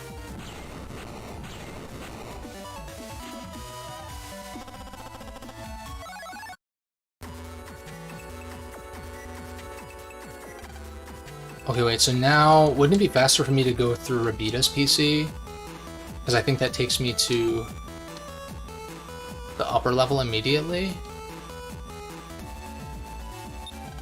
Not actually sure.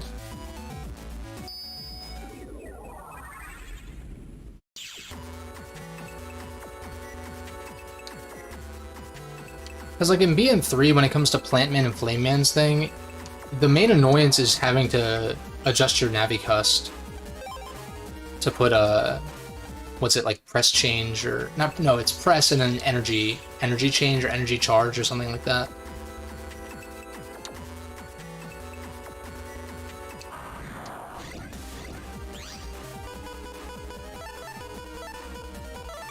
Yeah, survival battles can be tough. I kind of just wish you got rewards for it. Like if you could get actual enemy drops, maybe that would be too crazy. Just gonna run.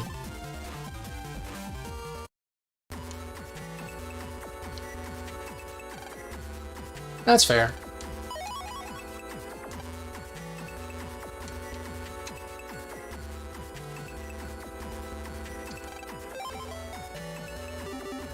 You don't have nearly enough. Oh, what am I doing?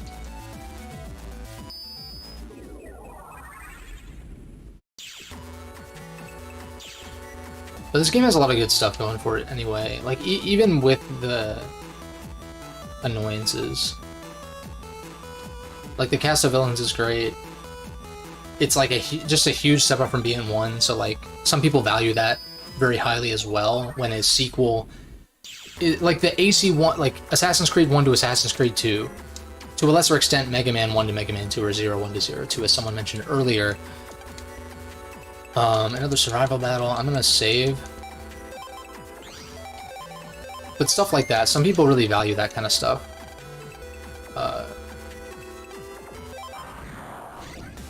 Which makes sense, mind you.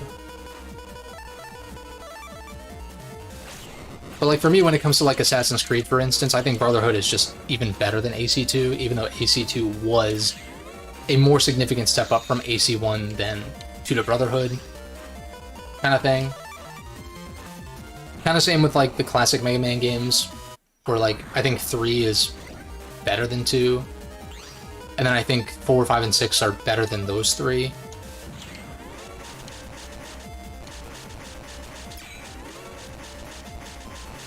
But that's not always the case, obviously. Like Battle Network's the key example where like it doesn't feel as linear. Like I do think 1 to 2 to 3 does increase in quality, but then 4 is like pretty significant step down, and then I think it increases to 5, and then 6 is kind of like a lateral move, debatably. So that was an unfortunate, weird thing. I'm not sure what exactly happened there.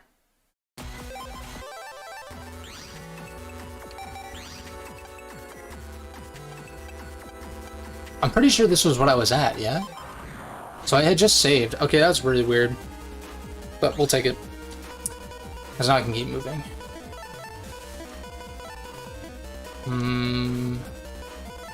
I think I want to just one-shot this guy. Oh my god, I'm so bad. It should be back, I hope. Fave Navi.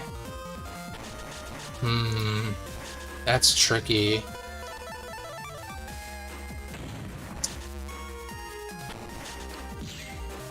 I've always liked the way that Flashman looks in BN3. So that's one that comes to mind, but like Proto Man is an obvious one. Colonel, of course.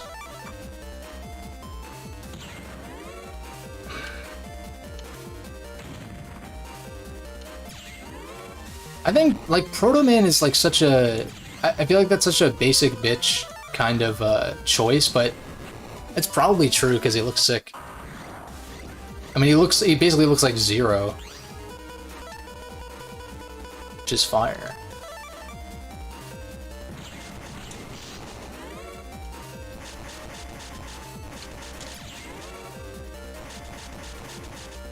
But yeah, like if I were to not choose Proto Man, it'd probably be Flashman. I think that design is fucking sick.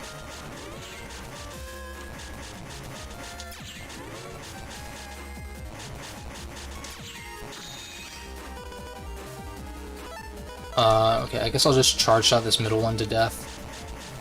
And then roll.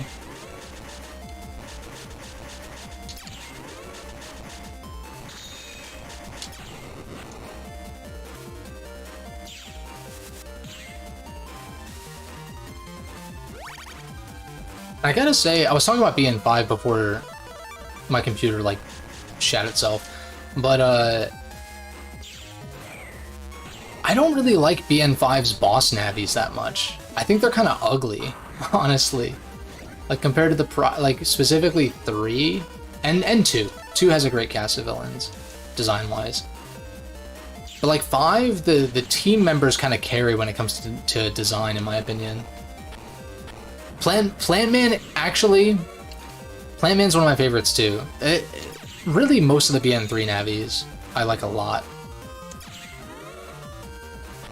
Because Beastman is also dope. And Beastman, one of the few... Beastman is one of the few navies that I don't think has a classic counterpart. Like, a lot of net navies are based off of classic, but I don't think there's no Beastman in classic Mega Man, I think. Unless it's in something like the GB games, the Game Boy games. Or Mega Man and Bass or something, which I haven't really delved into.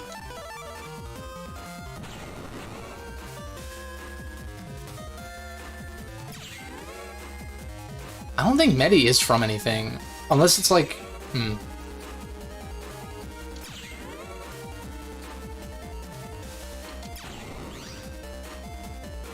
Yeah, there's no Beastman. I didn't think so. There's a few that are like that. Maybe I'll do a Navi tier list. That could be fun once I'm done with these. And I could base it partially off a design, partially off of their fight. That could be that's a good idea, actually. Maybe roll the cannonball. Are they gonna attack at the same time or what? Alright, please attack the one that's open. Good.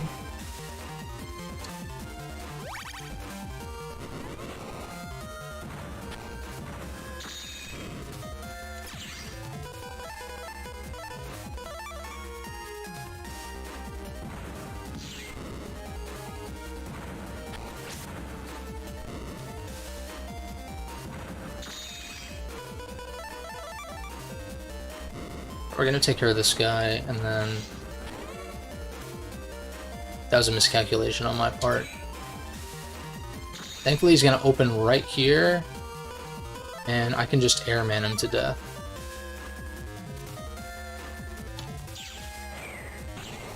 Yes, I like that too. I like that too, because yeah, Blastman was one that didn't have a classic counterpart, and they did it after the fact. So... Dude, there's so many possibilities, because there's so many Robot Masters that haven't been in, who haven't been turned into navies. At least I think there's a good amount of them. And then there's also, like, the ones from Mega Man 11. I'm sure the upcoming Mega Man 12 as well. That could be for a BN7, like... I really hope a BN7 ends up happening. I will be over the moon if that ends up happening.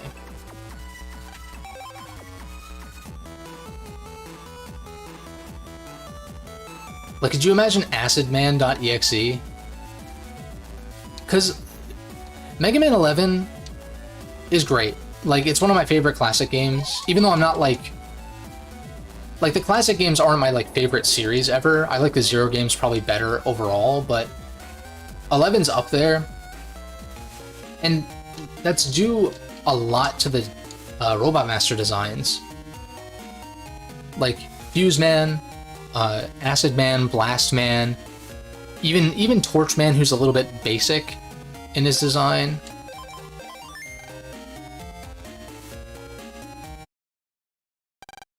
But I think Acid Man is probably my favorite from that game.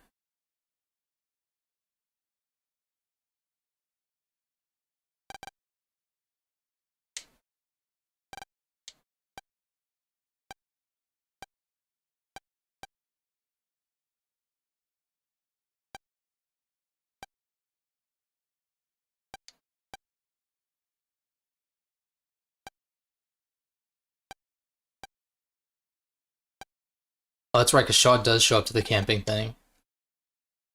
Tundra Man's cool, too. IMO, though, I think Tundra Man should have been another female Robot Master, like Splash Woman, but it's like whatever.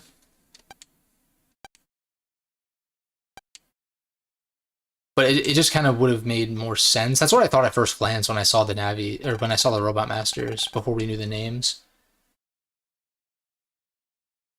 Yeah, no, same. Because, like, I started with BN, and then when I started playing the classic games, it was so cool, like, seeing the origins of all of the net navis, which I like the net navi designs better overall, but the robot masters are still wonderfully designed as well. What did the meeting place?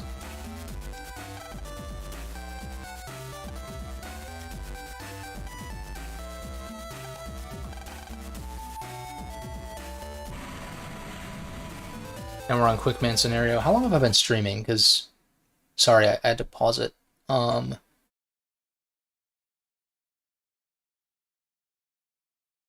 I guess it doesn't easily show. It's whatever. Because I had to close OBS, it like had to reset. So hold up. Might be.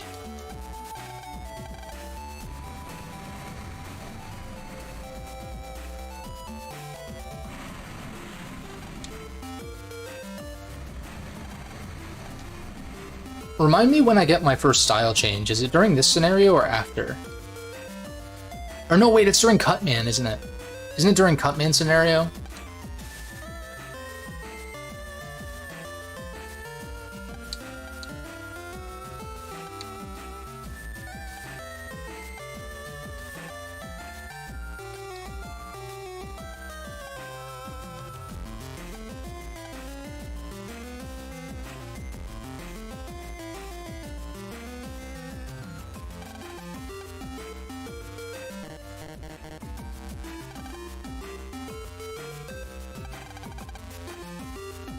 To deal with this.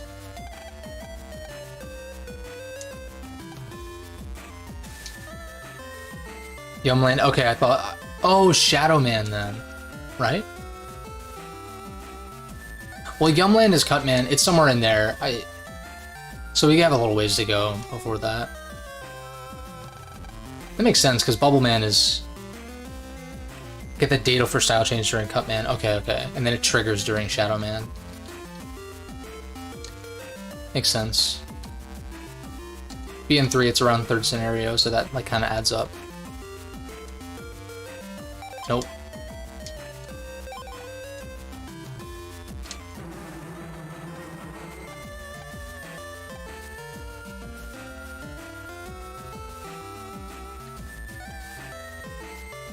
Forget what you're supposed to interact with exactly.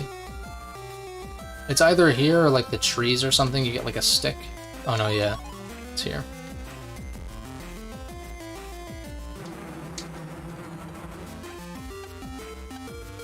Oh wait, I need like...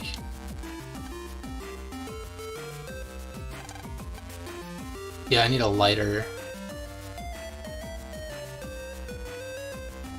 No, style changes during Bubble Man.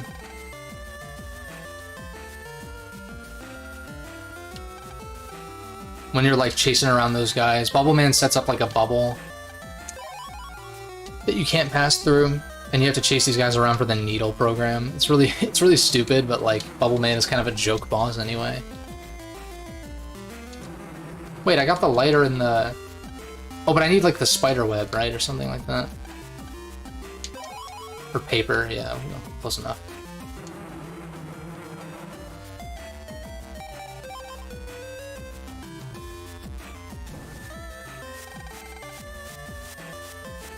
Oh, so you get the program to activate style change, and then I guess it just procs whenever it naturally procs. Okay.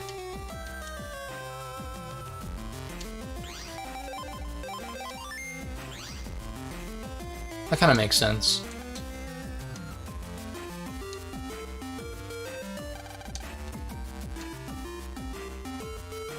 I guess I should talk to the bear first, right?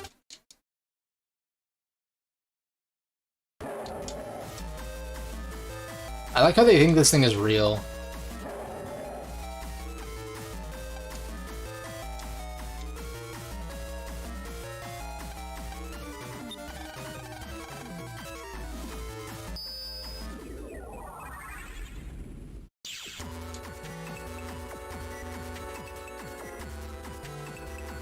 I was gonna say, on the topic of favorite navis though, I'm not a huge fan of the way Shadow Man looks. He's like too tall, and I don't like the way that he's floating.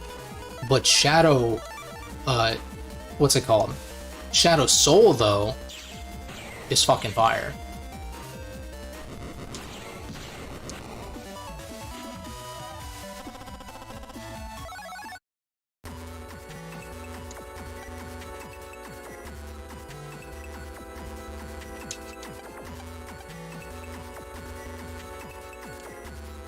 No mystery data. Well, I guess except for the HP memory. This is funny.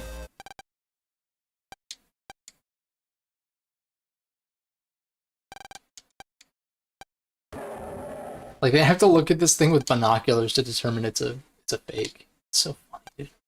But like, see, stupid shit like this only works because they're literally elementary schoolers.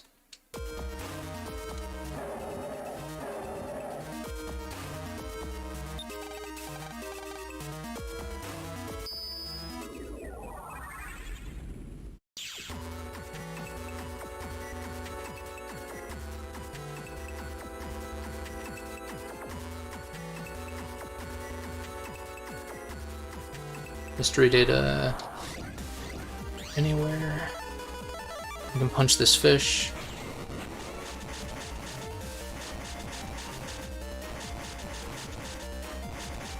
Yeah, I agree.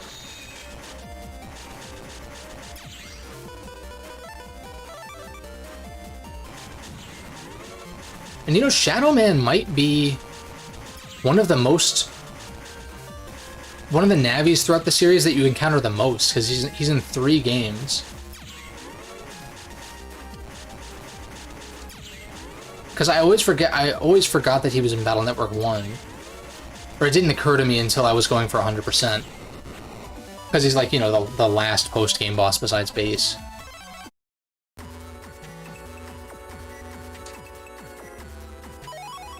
Reg up, nice.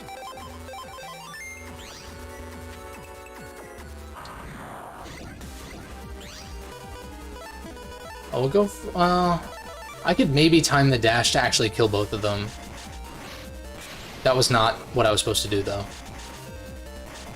I was supposed to wait for the front one to wake up again. But it's fine.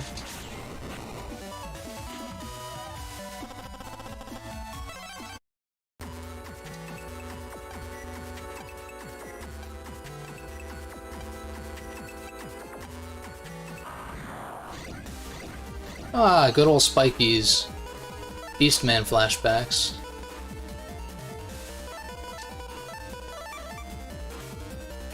Let's see if I can time this.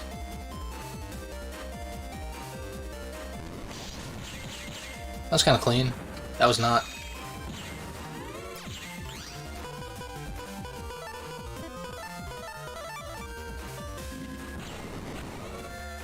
Probably should have done the +10 and gone for the 50s.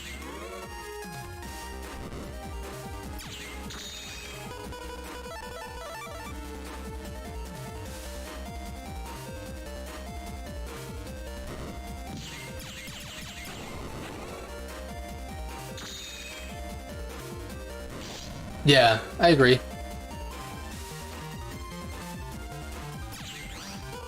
Shadow Man just looks a lot cooler on foot.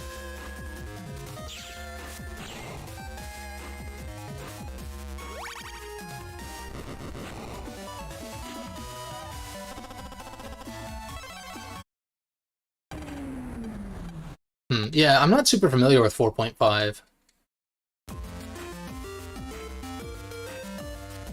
I probably should be, because I love this series so much, but...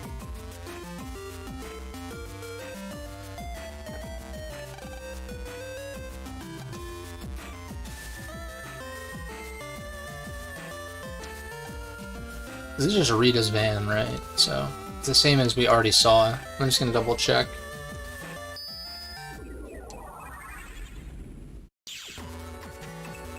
Yeah.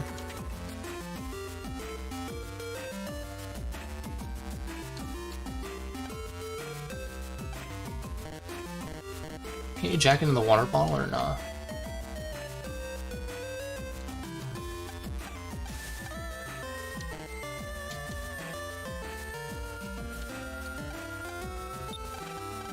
Barbecue. Lots of optional comps. I mean, it was never localized though, so it's like, makes sense. I'm sure there's a fan translation though. Maybe I'll check it out at some point. Bubbler.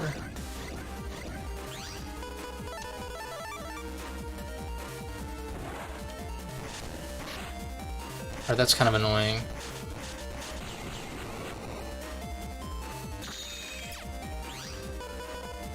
Thankfully I drew this.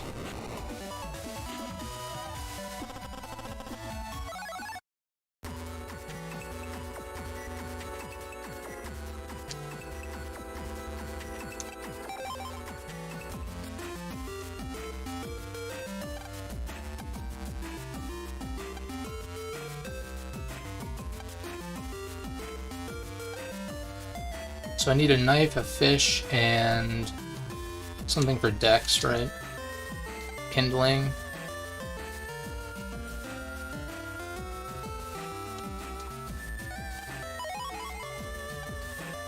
We got the kindling.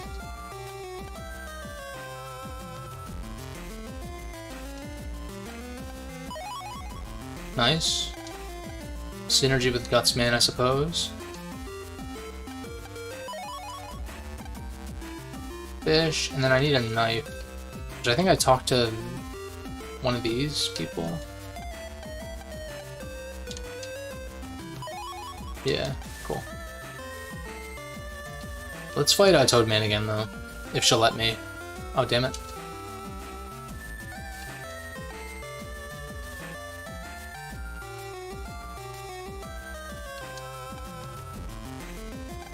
Nice.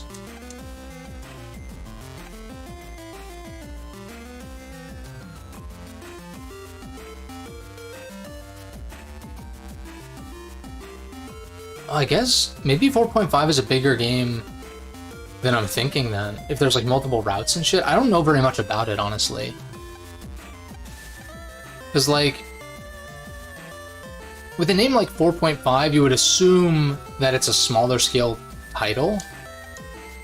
But maybe not.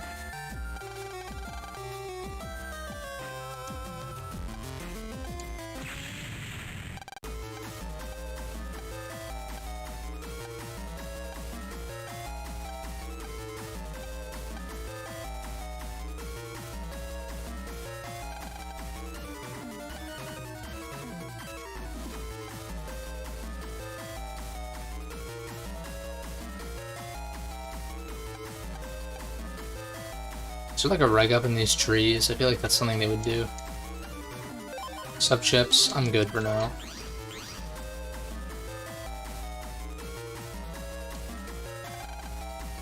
Dead end.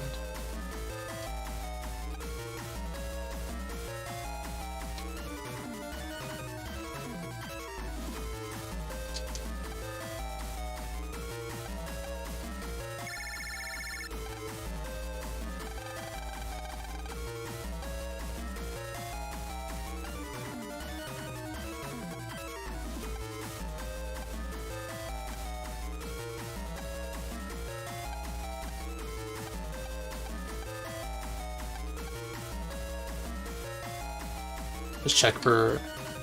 They just put the most random shit in, like, random corners in these games. It's small, there's just unique dialogue with every Navi. Sounds interesting.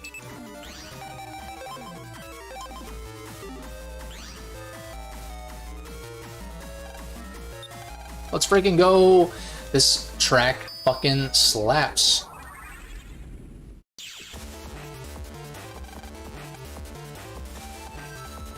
And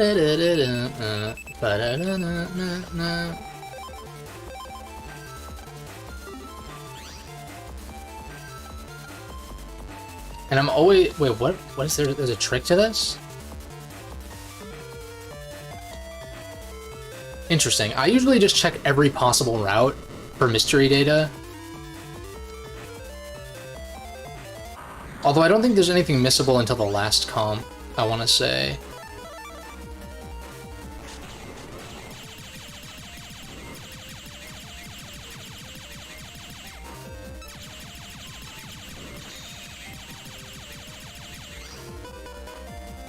I guess we'll just Gutsman. Okay. That's kind of cool, though. And the fact that you can play as roll, it sounds like, because you said the roll scenario.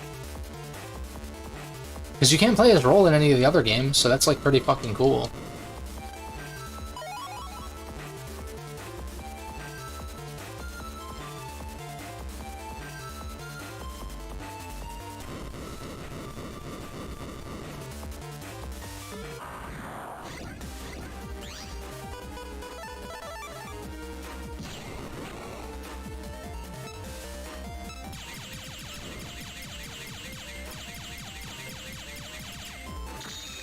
Probably pay more attention to what I have waiting here, because I have a wide sword, I could have just not chipped him.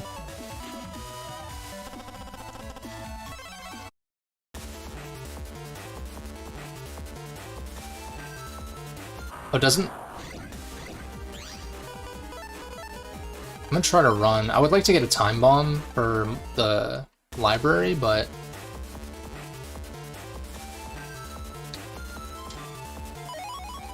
can see.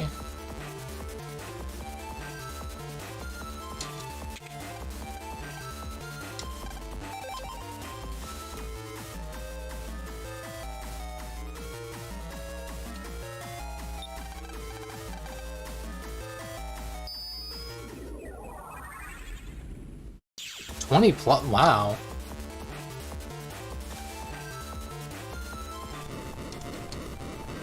That's crazy. So how far are they on the translation? Like, is it like still in progress?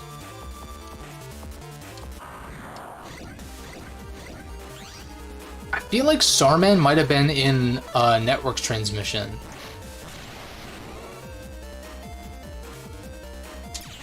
Or something like that.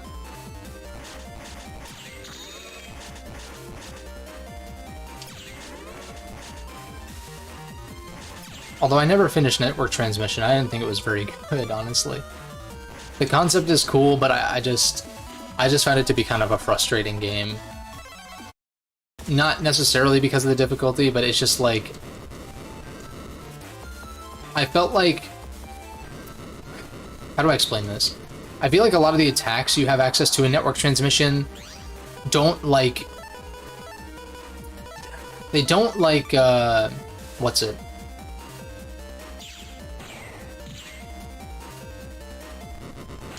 They're not, like, precise enough or something. It's kind of hard to explain, I guess. It's not necessarily I don't know, it's, like, kind of precision, but it's, like...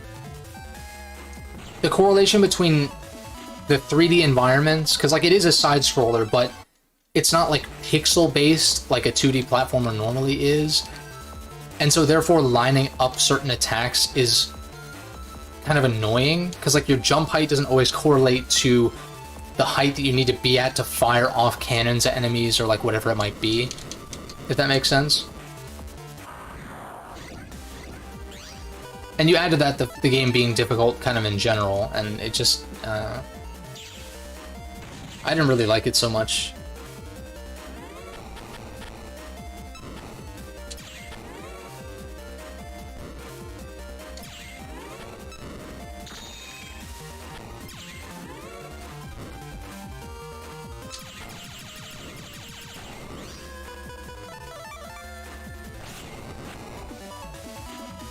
Yeah, Zero EXE was in that too, that's true.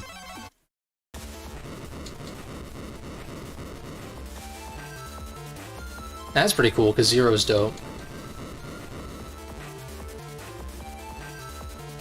But it's kind of a shame he got relegated to that game.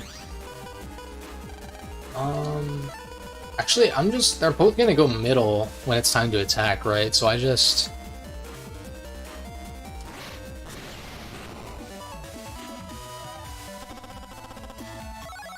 Sick.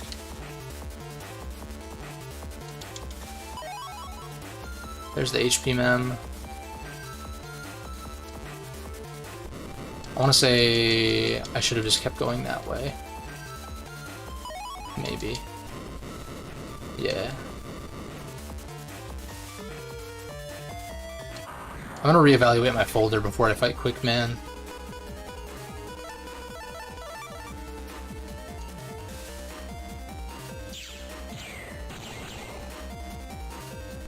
Oh, nice.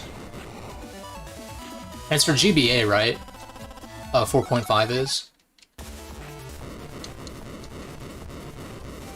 I mean, that would make sense.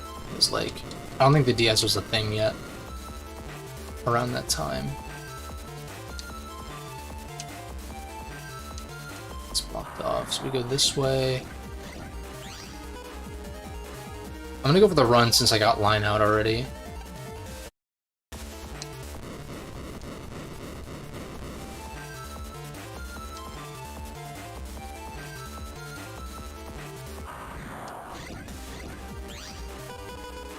Gutsman.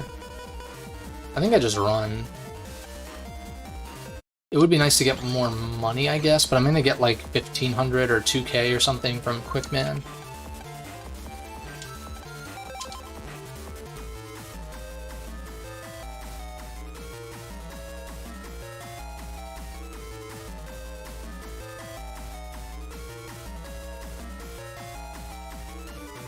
Isn't one of them back here? Yeah.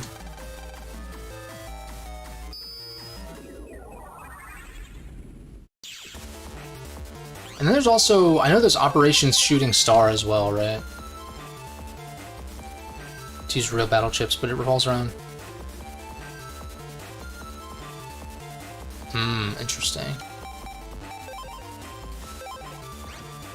I'm gonna look at my folder real quick, because we got some G's for synergy with Gutsman, and these also come out faster than cannons do, so that might be good for Quickman as well.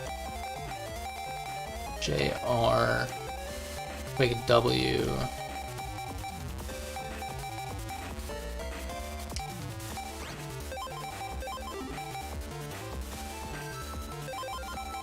I'm not gonna fully redo everything, I'm just gonna cut some of my shittier chips. Like, this is better than the other recovery 10s, I'll keep it for now. Crossgun's also fine. Shockwave's not great. Bubbler's better, really. Let's bail on these for now. Bail on that.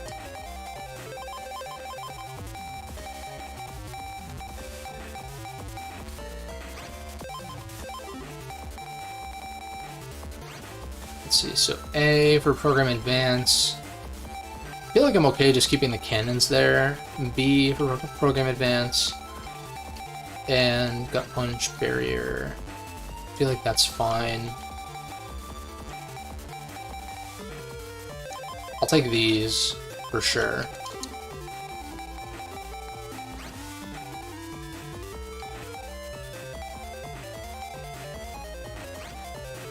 I guess I'll take a Shockwave J. Oh, more real-time than the main game. That's kind of cool.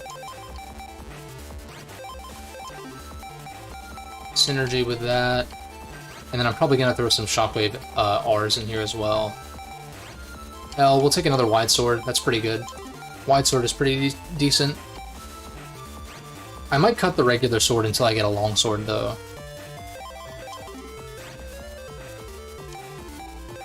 Because regular swords aren't even that. Like, they're powerful, but hard to land. MQR.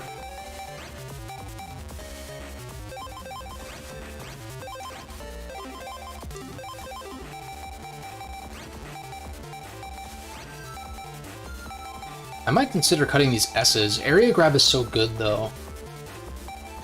But if I can get an area grab like Asterisk or something, if that exists.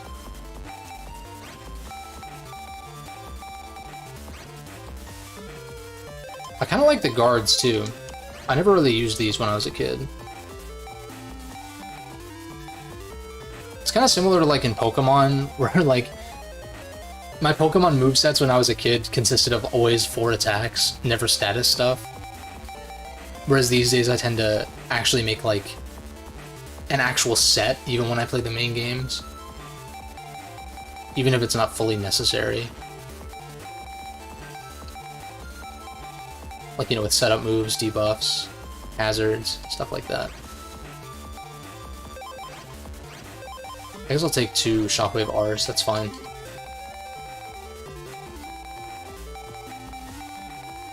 It's looking pretty decent, actually. Late game, okay.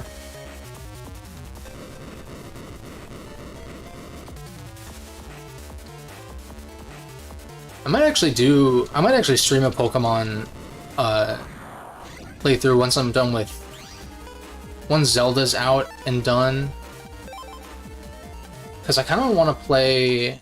Like, I wouldn't play Vanilla, but I'd play, like, Renegade Platinum or something. Because it's been a while since I played a Sinnoh game.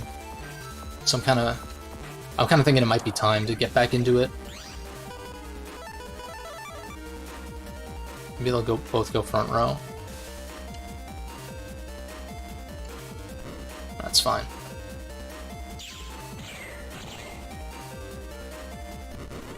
But I'm really just waiting for Apex Cubed and Drayano to finish up Aurora Crystal.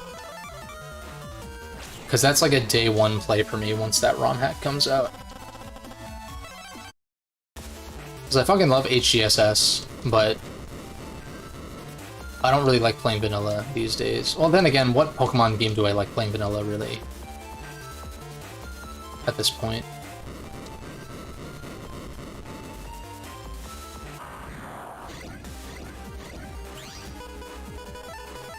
Alright, this might be a little bit tricky. Oh, the third one doesn't go? That's weird.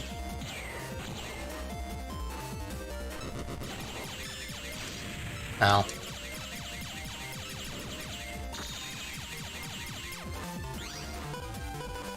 This is where Bubbler comes in handy.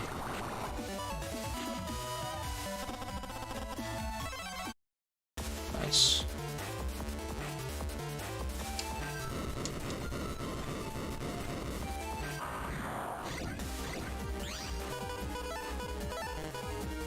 I'm gonna try to run. Cool.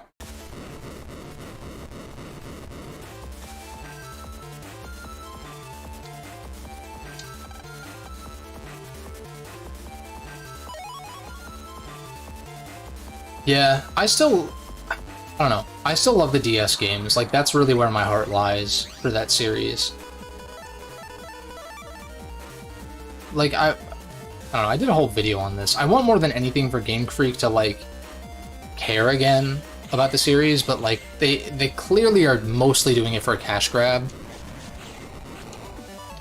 But the DS games, like, even in their vanilla states, are just very, very good. But really, like, if you're looking for a way to get back into it, assuming you haven't played the Drayano hacks, like Renegade Platinum,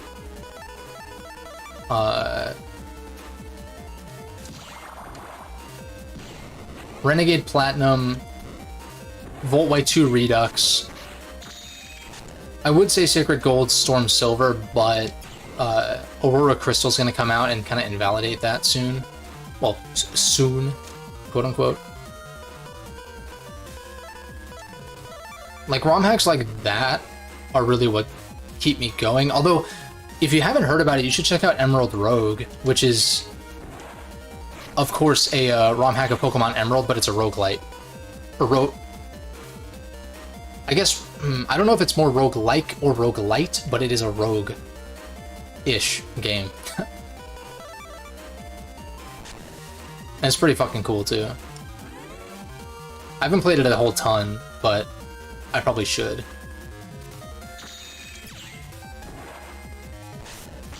I'm a little bit late on that. I'll just run.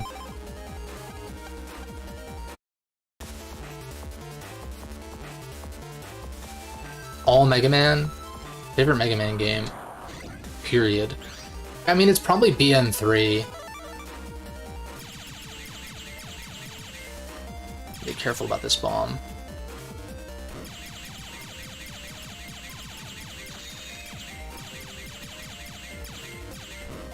I'm just gonna go for this.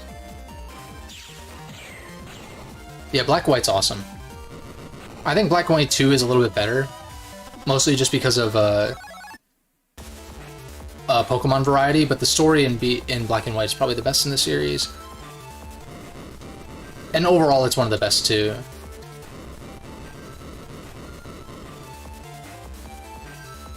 But yeah, I guess like, oh, man.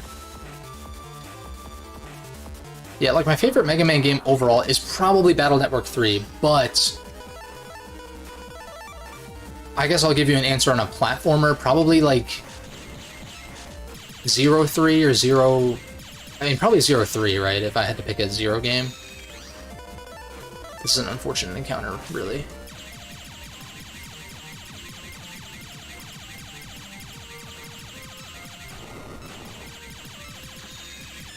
Shit. Alright, I can at least one-shot these guys in a second.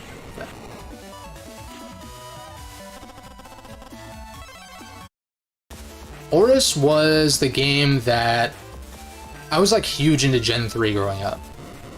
Because that's, like, I technically played Gen 2 first, but Gen 3 is really where I sunk my teeth into Pokemon as a kid. And so I was as excited for Oris as anybody, and it was disappointing to me. Especially compared to Fire Red and Leaf Green and Heart Gold Soul Silver as remakes. And so, like, once I played Oris, which came out, I think, when I was a freshman in college, right? 2014. And at that point, it's like, you know, I was kind of, like, ready to drop Pokemon, because I didn't like X and Y that much. And then when the Gen 3 remakes came out and were disappointing, it was like, do I even care about this anymore? And it made me fall off the series for a little while. But then everyone was raving about Sun and Moon, and then I didn't play it at launch. Like, that was the first Pokemon game, maybe ever, that I didn't get at launch, was Sun and Moon. And then I played it like a year and a half later, and I really liked it a lot.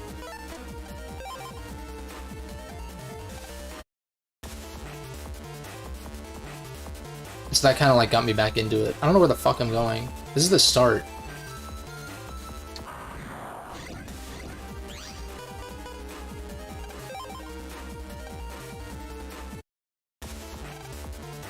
Well... Oh, can't jack out here, really? Well, see, for me, one of the biggest strengths of Hoenn is the pacing, and I feel like Oris, because it takes a more cinematic approach, kind of ruined that in some ways.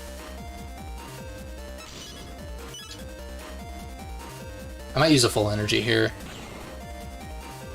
But not only that, but because, like, Fire and Leaf Green had the Sevi Islands, right? So they added post-game to a game that previously didn't have post-game. Heart Gold Soul Silver took not just... They didn't just remake Gold and Silver, but they added in the Suicune quest line, they added in some other things from Pokemon Crystal that were not present in Gold and Silver. And then Oris comes along and it's basically just Ruby and Sapphire, but with worse pacing.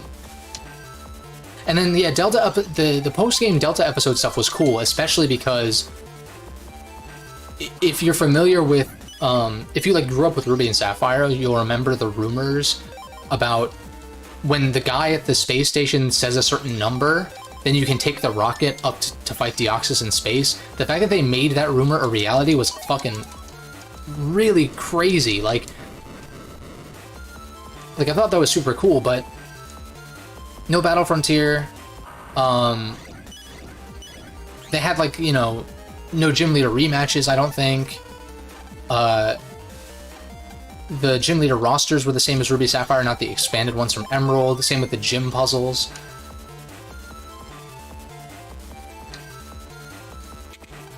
And then BDSP did the same fucking thing, except worse. Where they didn't take anything from Platinum, and I'm like, why the fuck?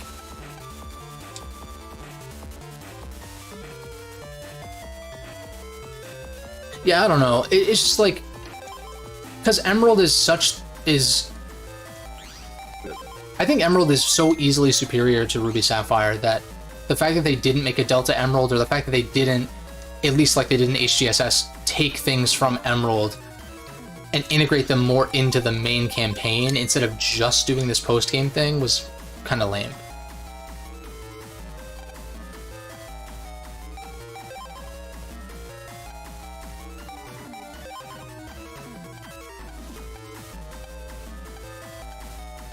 But all that being said, I think Oris...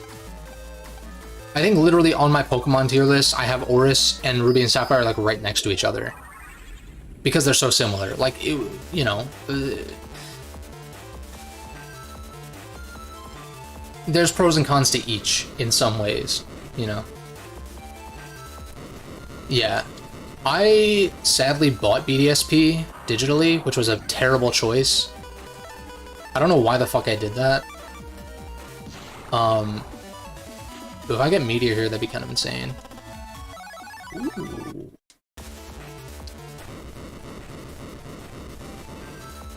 Yeah, I bought BDSP and then I fucking bailed after, like, I think between Hearthome and Veilstone, I was like, I'm not feeling this, and I just fucking, yeah. Yeah.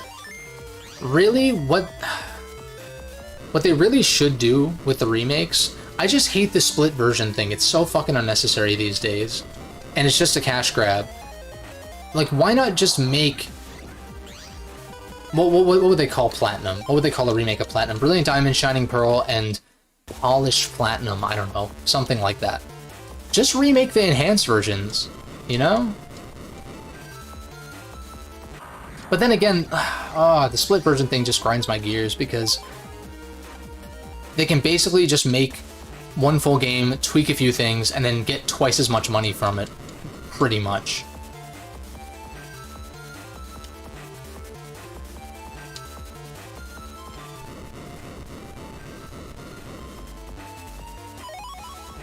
That's kind of insane. I think I go attack on this, no?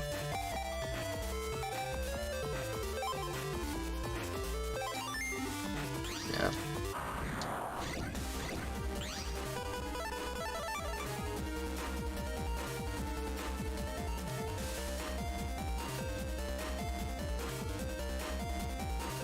Yeah, I mean, I've talked about it a lot on the channel, I feel like.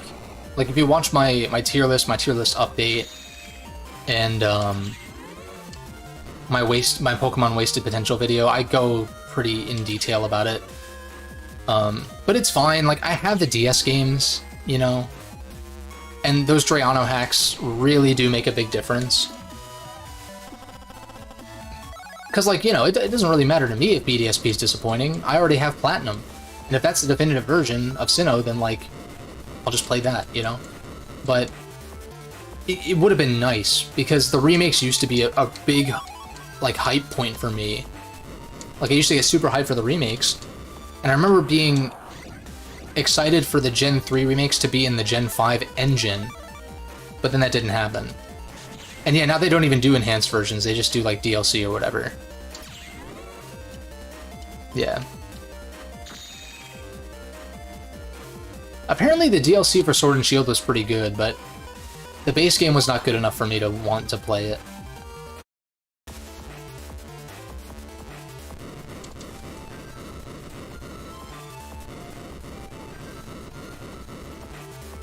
And I'm just like, I'm so ready to cringe so fucking hard when the Gen 5 remakes get announced, because I don't want them to remake Gen 5. I don't think it's necessary.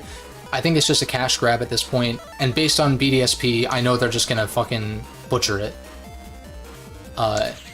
And I'm like, ultimately it doesn't really affect me because I'll just play the originals, but I would prefer for them, if they were going to remake Gen 5, to make it quality, you know?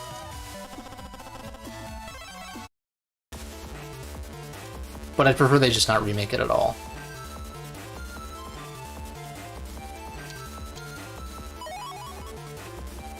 And then also, like, what do they do with Black and White 2? Do they remake that as well, or do they just skip over it?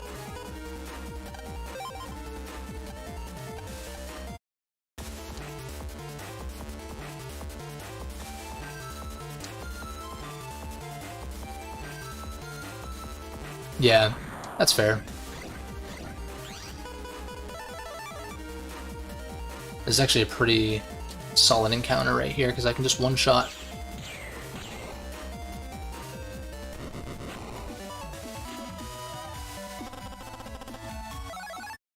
Yeah.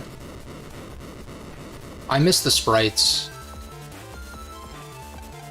Yeah, Gen 5, I don't think we appreciated it at the time fully. Like, there are some... I do believe that there are some people who are retroactively praising Gen 5. And I don't mean to gatekeep if that's the case, but when Gen 5 came out, I thought it was the best one. Like, I thought Gen 5 was the best generation, my favorite generation, and it wasn't my first, and I thought that since day one. And I don't mind that people are retroactively saying that, but like... And also, when people say that Gen 5 flopped, look at the sales. They flopped relative to a lot of other generations, but they sold like 10 million copies or something stupid. So that's not really a flop. But I guess compared to other Pokemon games, then it's just below expectations, I suppose.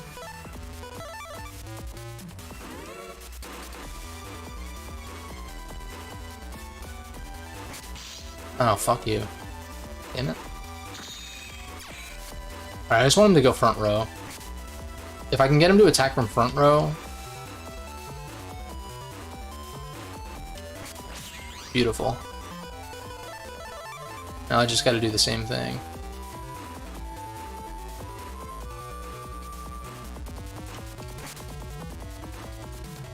And I think it's worth, like, waiting, even though the custom's ready.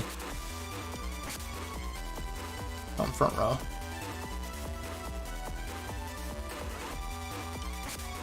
Front row.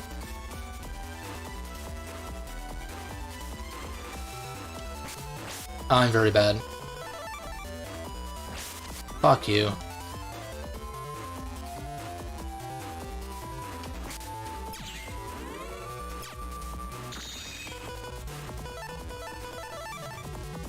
Here we go, first program advance.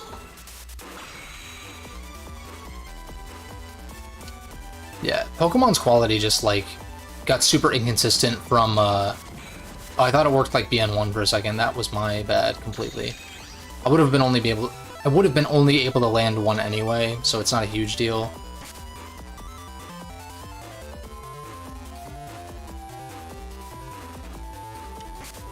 I'll just go for the one hit.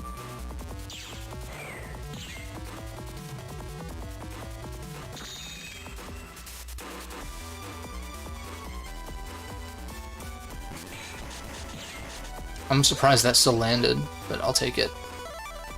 I still have this for high damage anyway. Clean.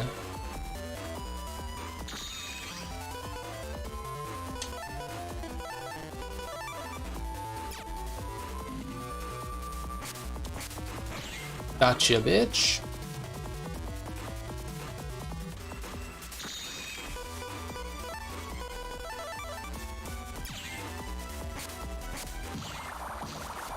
Alright, I just gotta get him with a charge shot and he's dead. Oh, it can hit his... Okay, that's duly noted. I didn't realize I could hit his boomerang in mid-attack. There we go.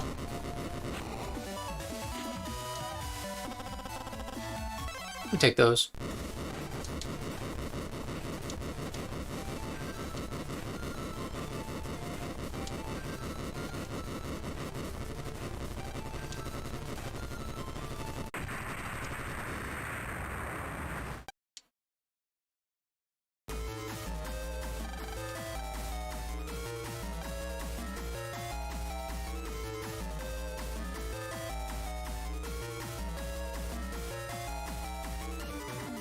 Yeah, straight up.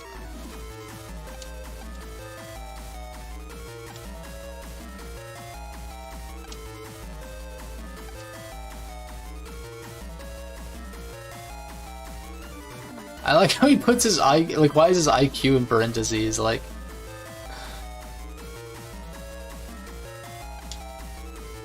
Speedy Dave.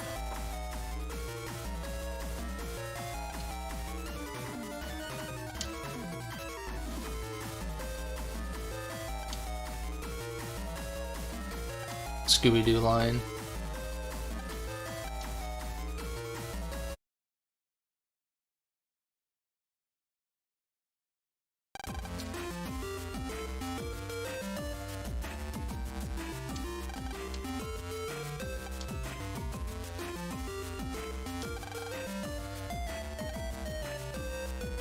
See, Lan already saved the world once, technically, but this is the game where they really start to build him up as a hero, which is cool.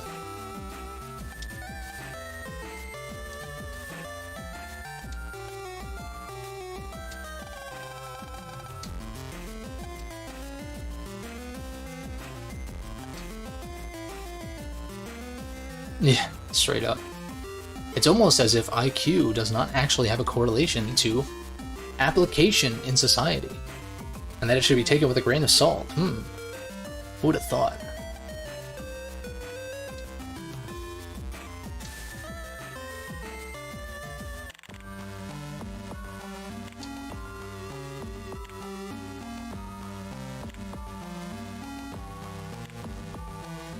Shadowman's operator is pretty fucking cool, though.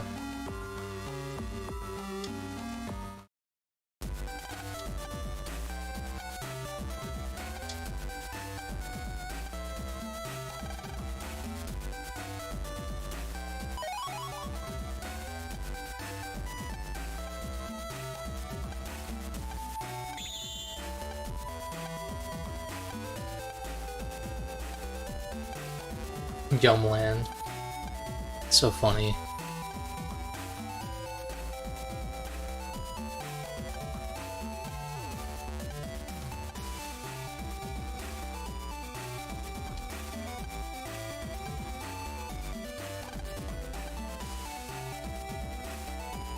Alright, I know I can get something out of this robot, right? Yeah. It's a little transformer.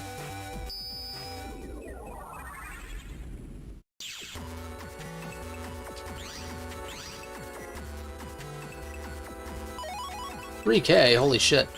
I'm gonna buy out these HP mems and then probably call it. Spiky 2, holy shit.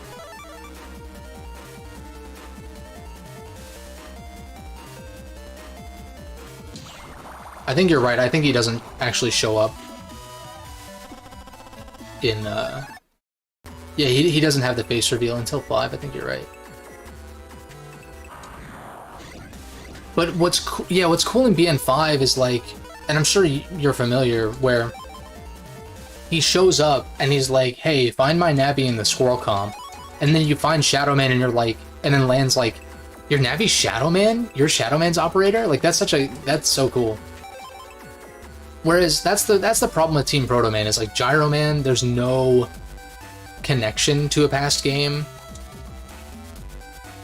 And so I don't even remember how Lan reacts to that, if at all, really.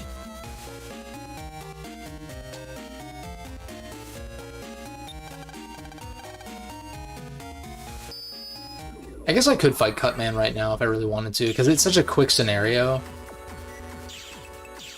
Like, we just run over there, find out everyone's dead.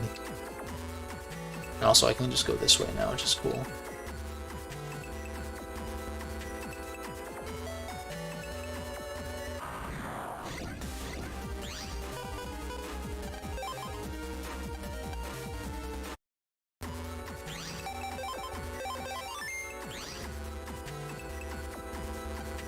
Security cube. Oh, that sucks. Yeah, I'm pretty sure I don't have any of my old cartridges. I might have my BN6 one. But I sold a lot of my games. I traded in a lot of my games to GameStop for like new releases and stuff when I was like in high school. Which, in retrospect, that was a bad idea, because I could get so much more for them now. But at the time, it actually served me pretty well.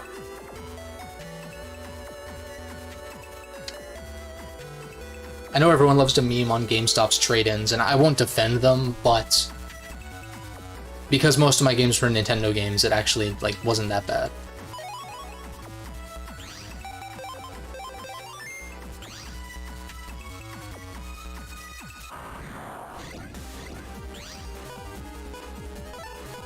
I guess I might as well just screen clear if I have a screen clear.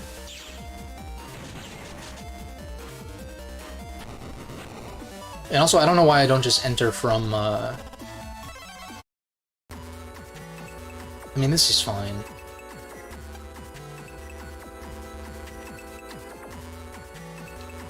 Although getting to the upper level...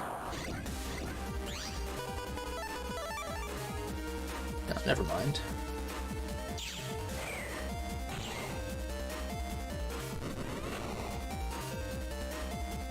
Gotcha.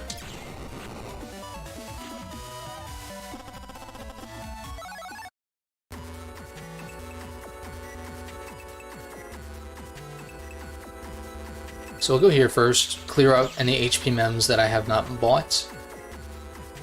Pretty sure this teleporter is still blocked, yeah.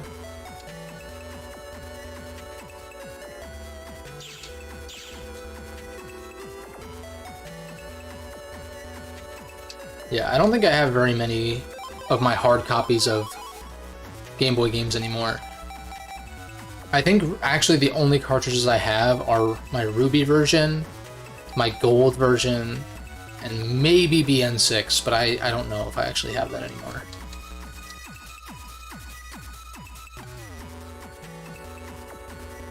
Because I just fucking emulate these days anyway.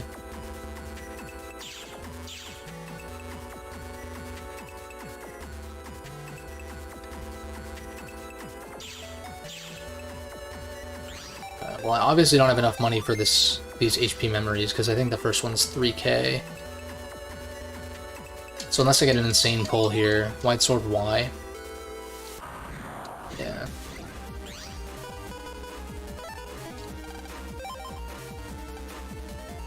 It's 100 plus for Star Force 1? That's crazy. Yeah, dude, DS games... Since that was like just before online storefronts were a thing, it does make sense why DS games are so expensive, but Jesus, man. It's absurd. Because I still have my hard copies of Platinum, Platinum, Soul Silver, and Black and White 2. I don't have my original Black and White, which I kind of regret getting rid of. And I did have a copy of BN5 Double Team until maybe a couple years ago.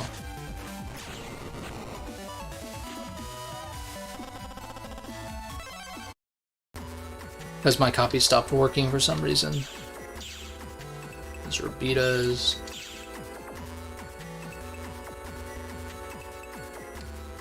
I'm just gonna double check with this guy.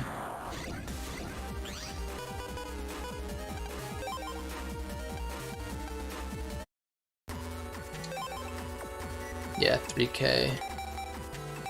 Recovery 30B is actually pretty fucking good for this early. Because my recovery chips consist of 10s, which are like a singular 10, which is not very good. Although recovery 50 might be worth it, even though there's no synergy.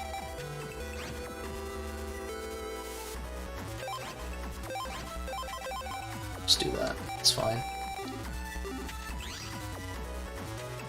This one will pass by later anyway. I don't think I can go to Kodo yet, but I'll check.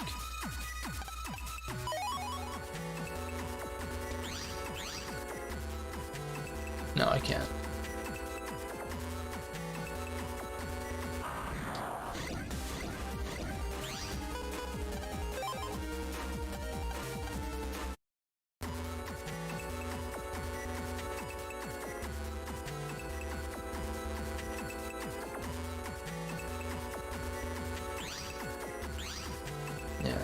I bet he has multiple HP memories for sale anyway. And we'll pass by here several times later, so I'm not gonna sweat it.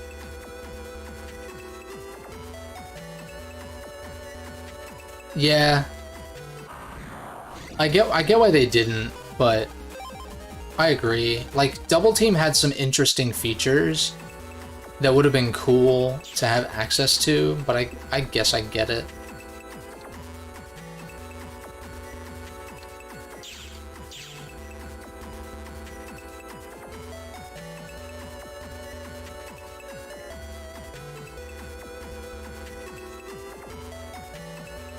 Go straight, turn left, and you'll be in Yum Land. So this way is Netopia.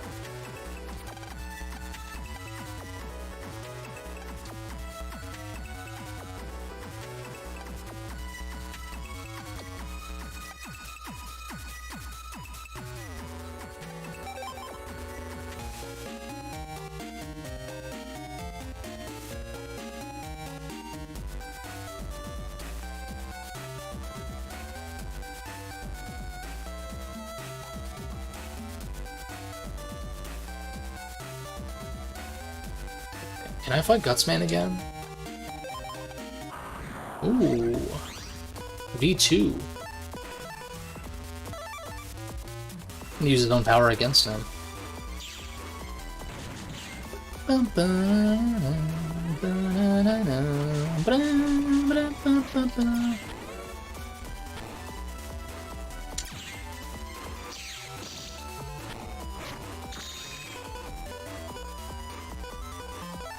I definitely want to save,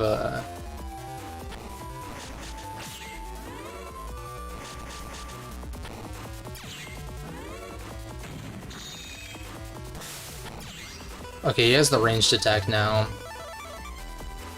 But I've got a secret weapon right here.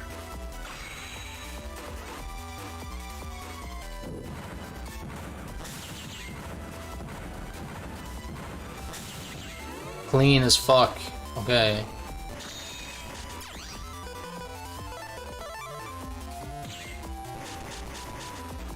Gotcha, bitch. That's gotta be a pretty high rank, I would hope. Yeah. Nice, we got V2. Sick.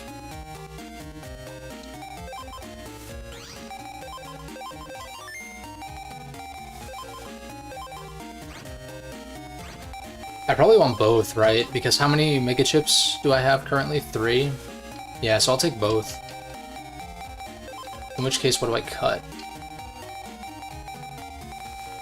What's my worst chip? Probably the cross gun.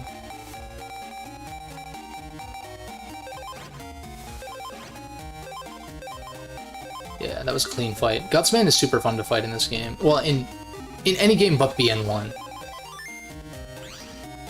It's like I mentioned in that video, the BN1 bosses are like so simple.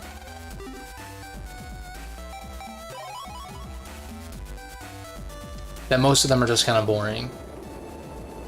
Shadow Man is probably the most interesting one, honestly.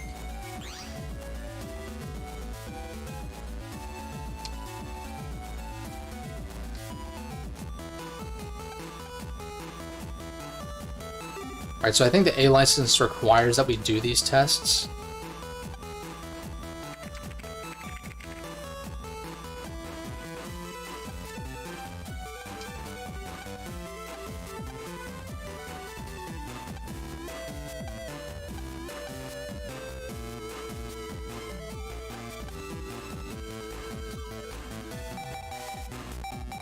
Okay, gotcha.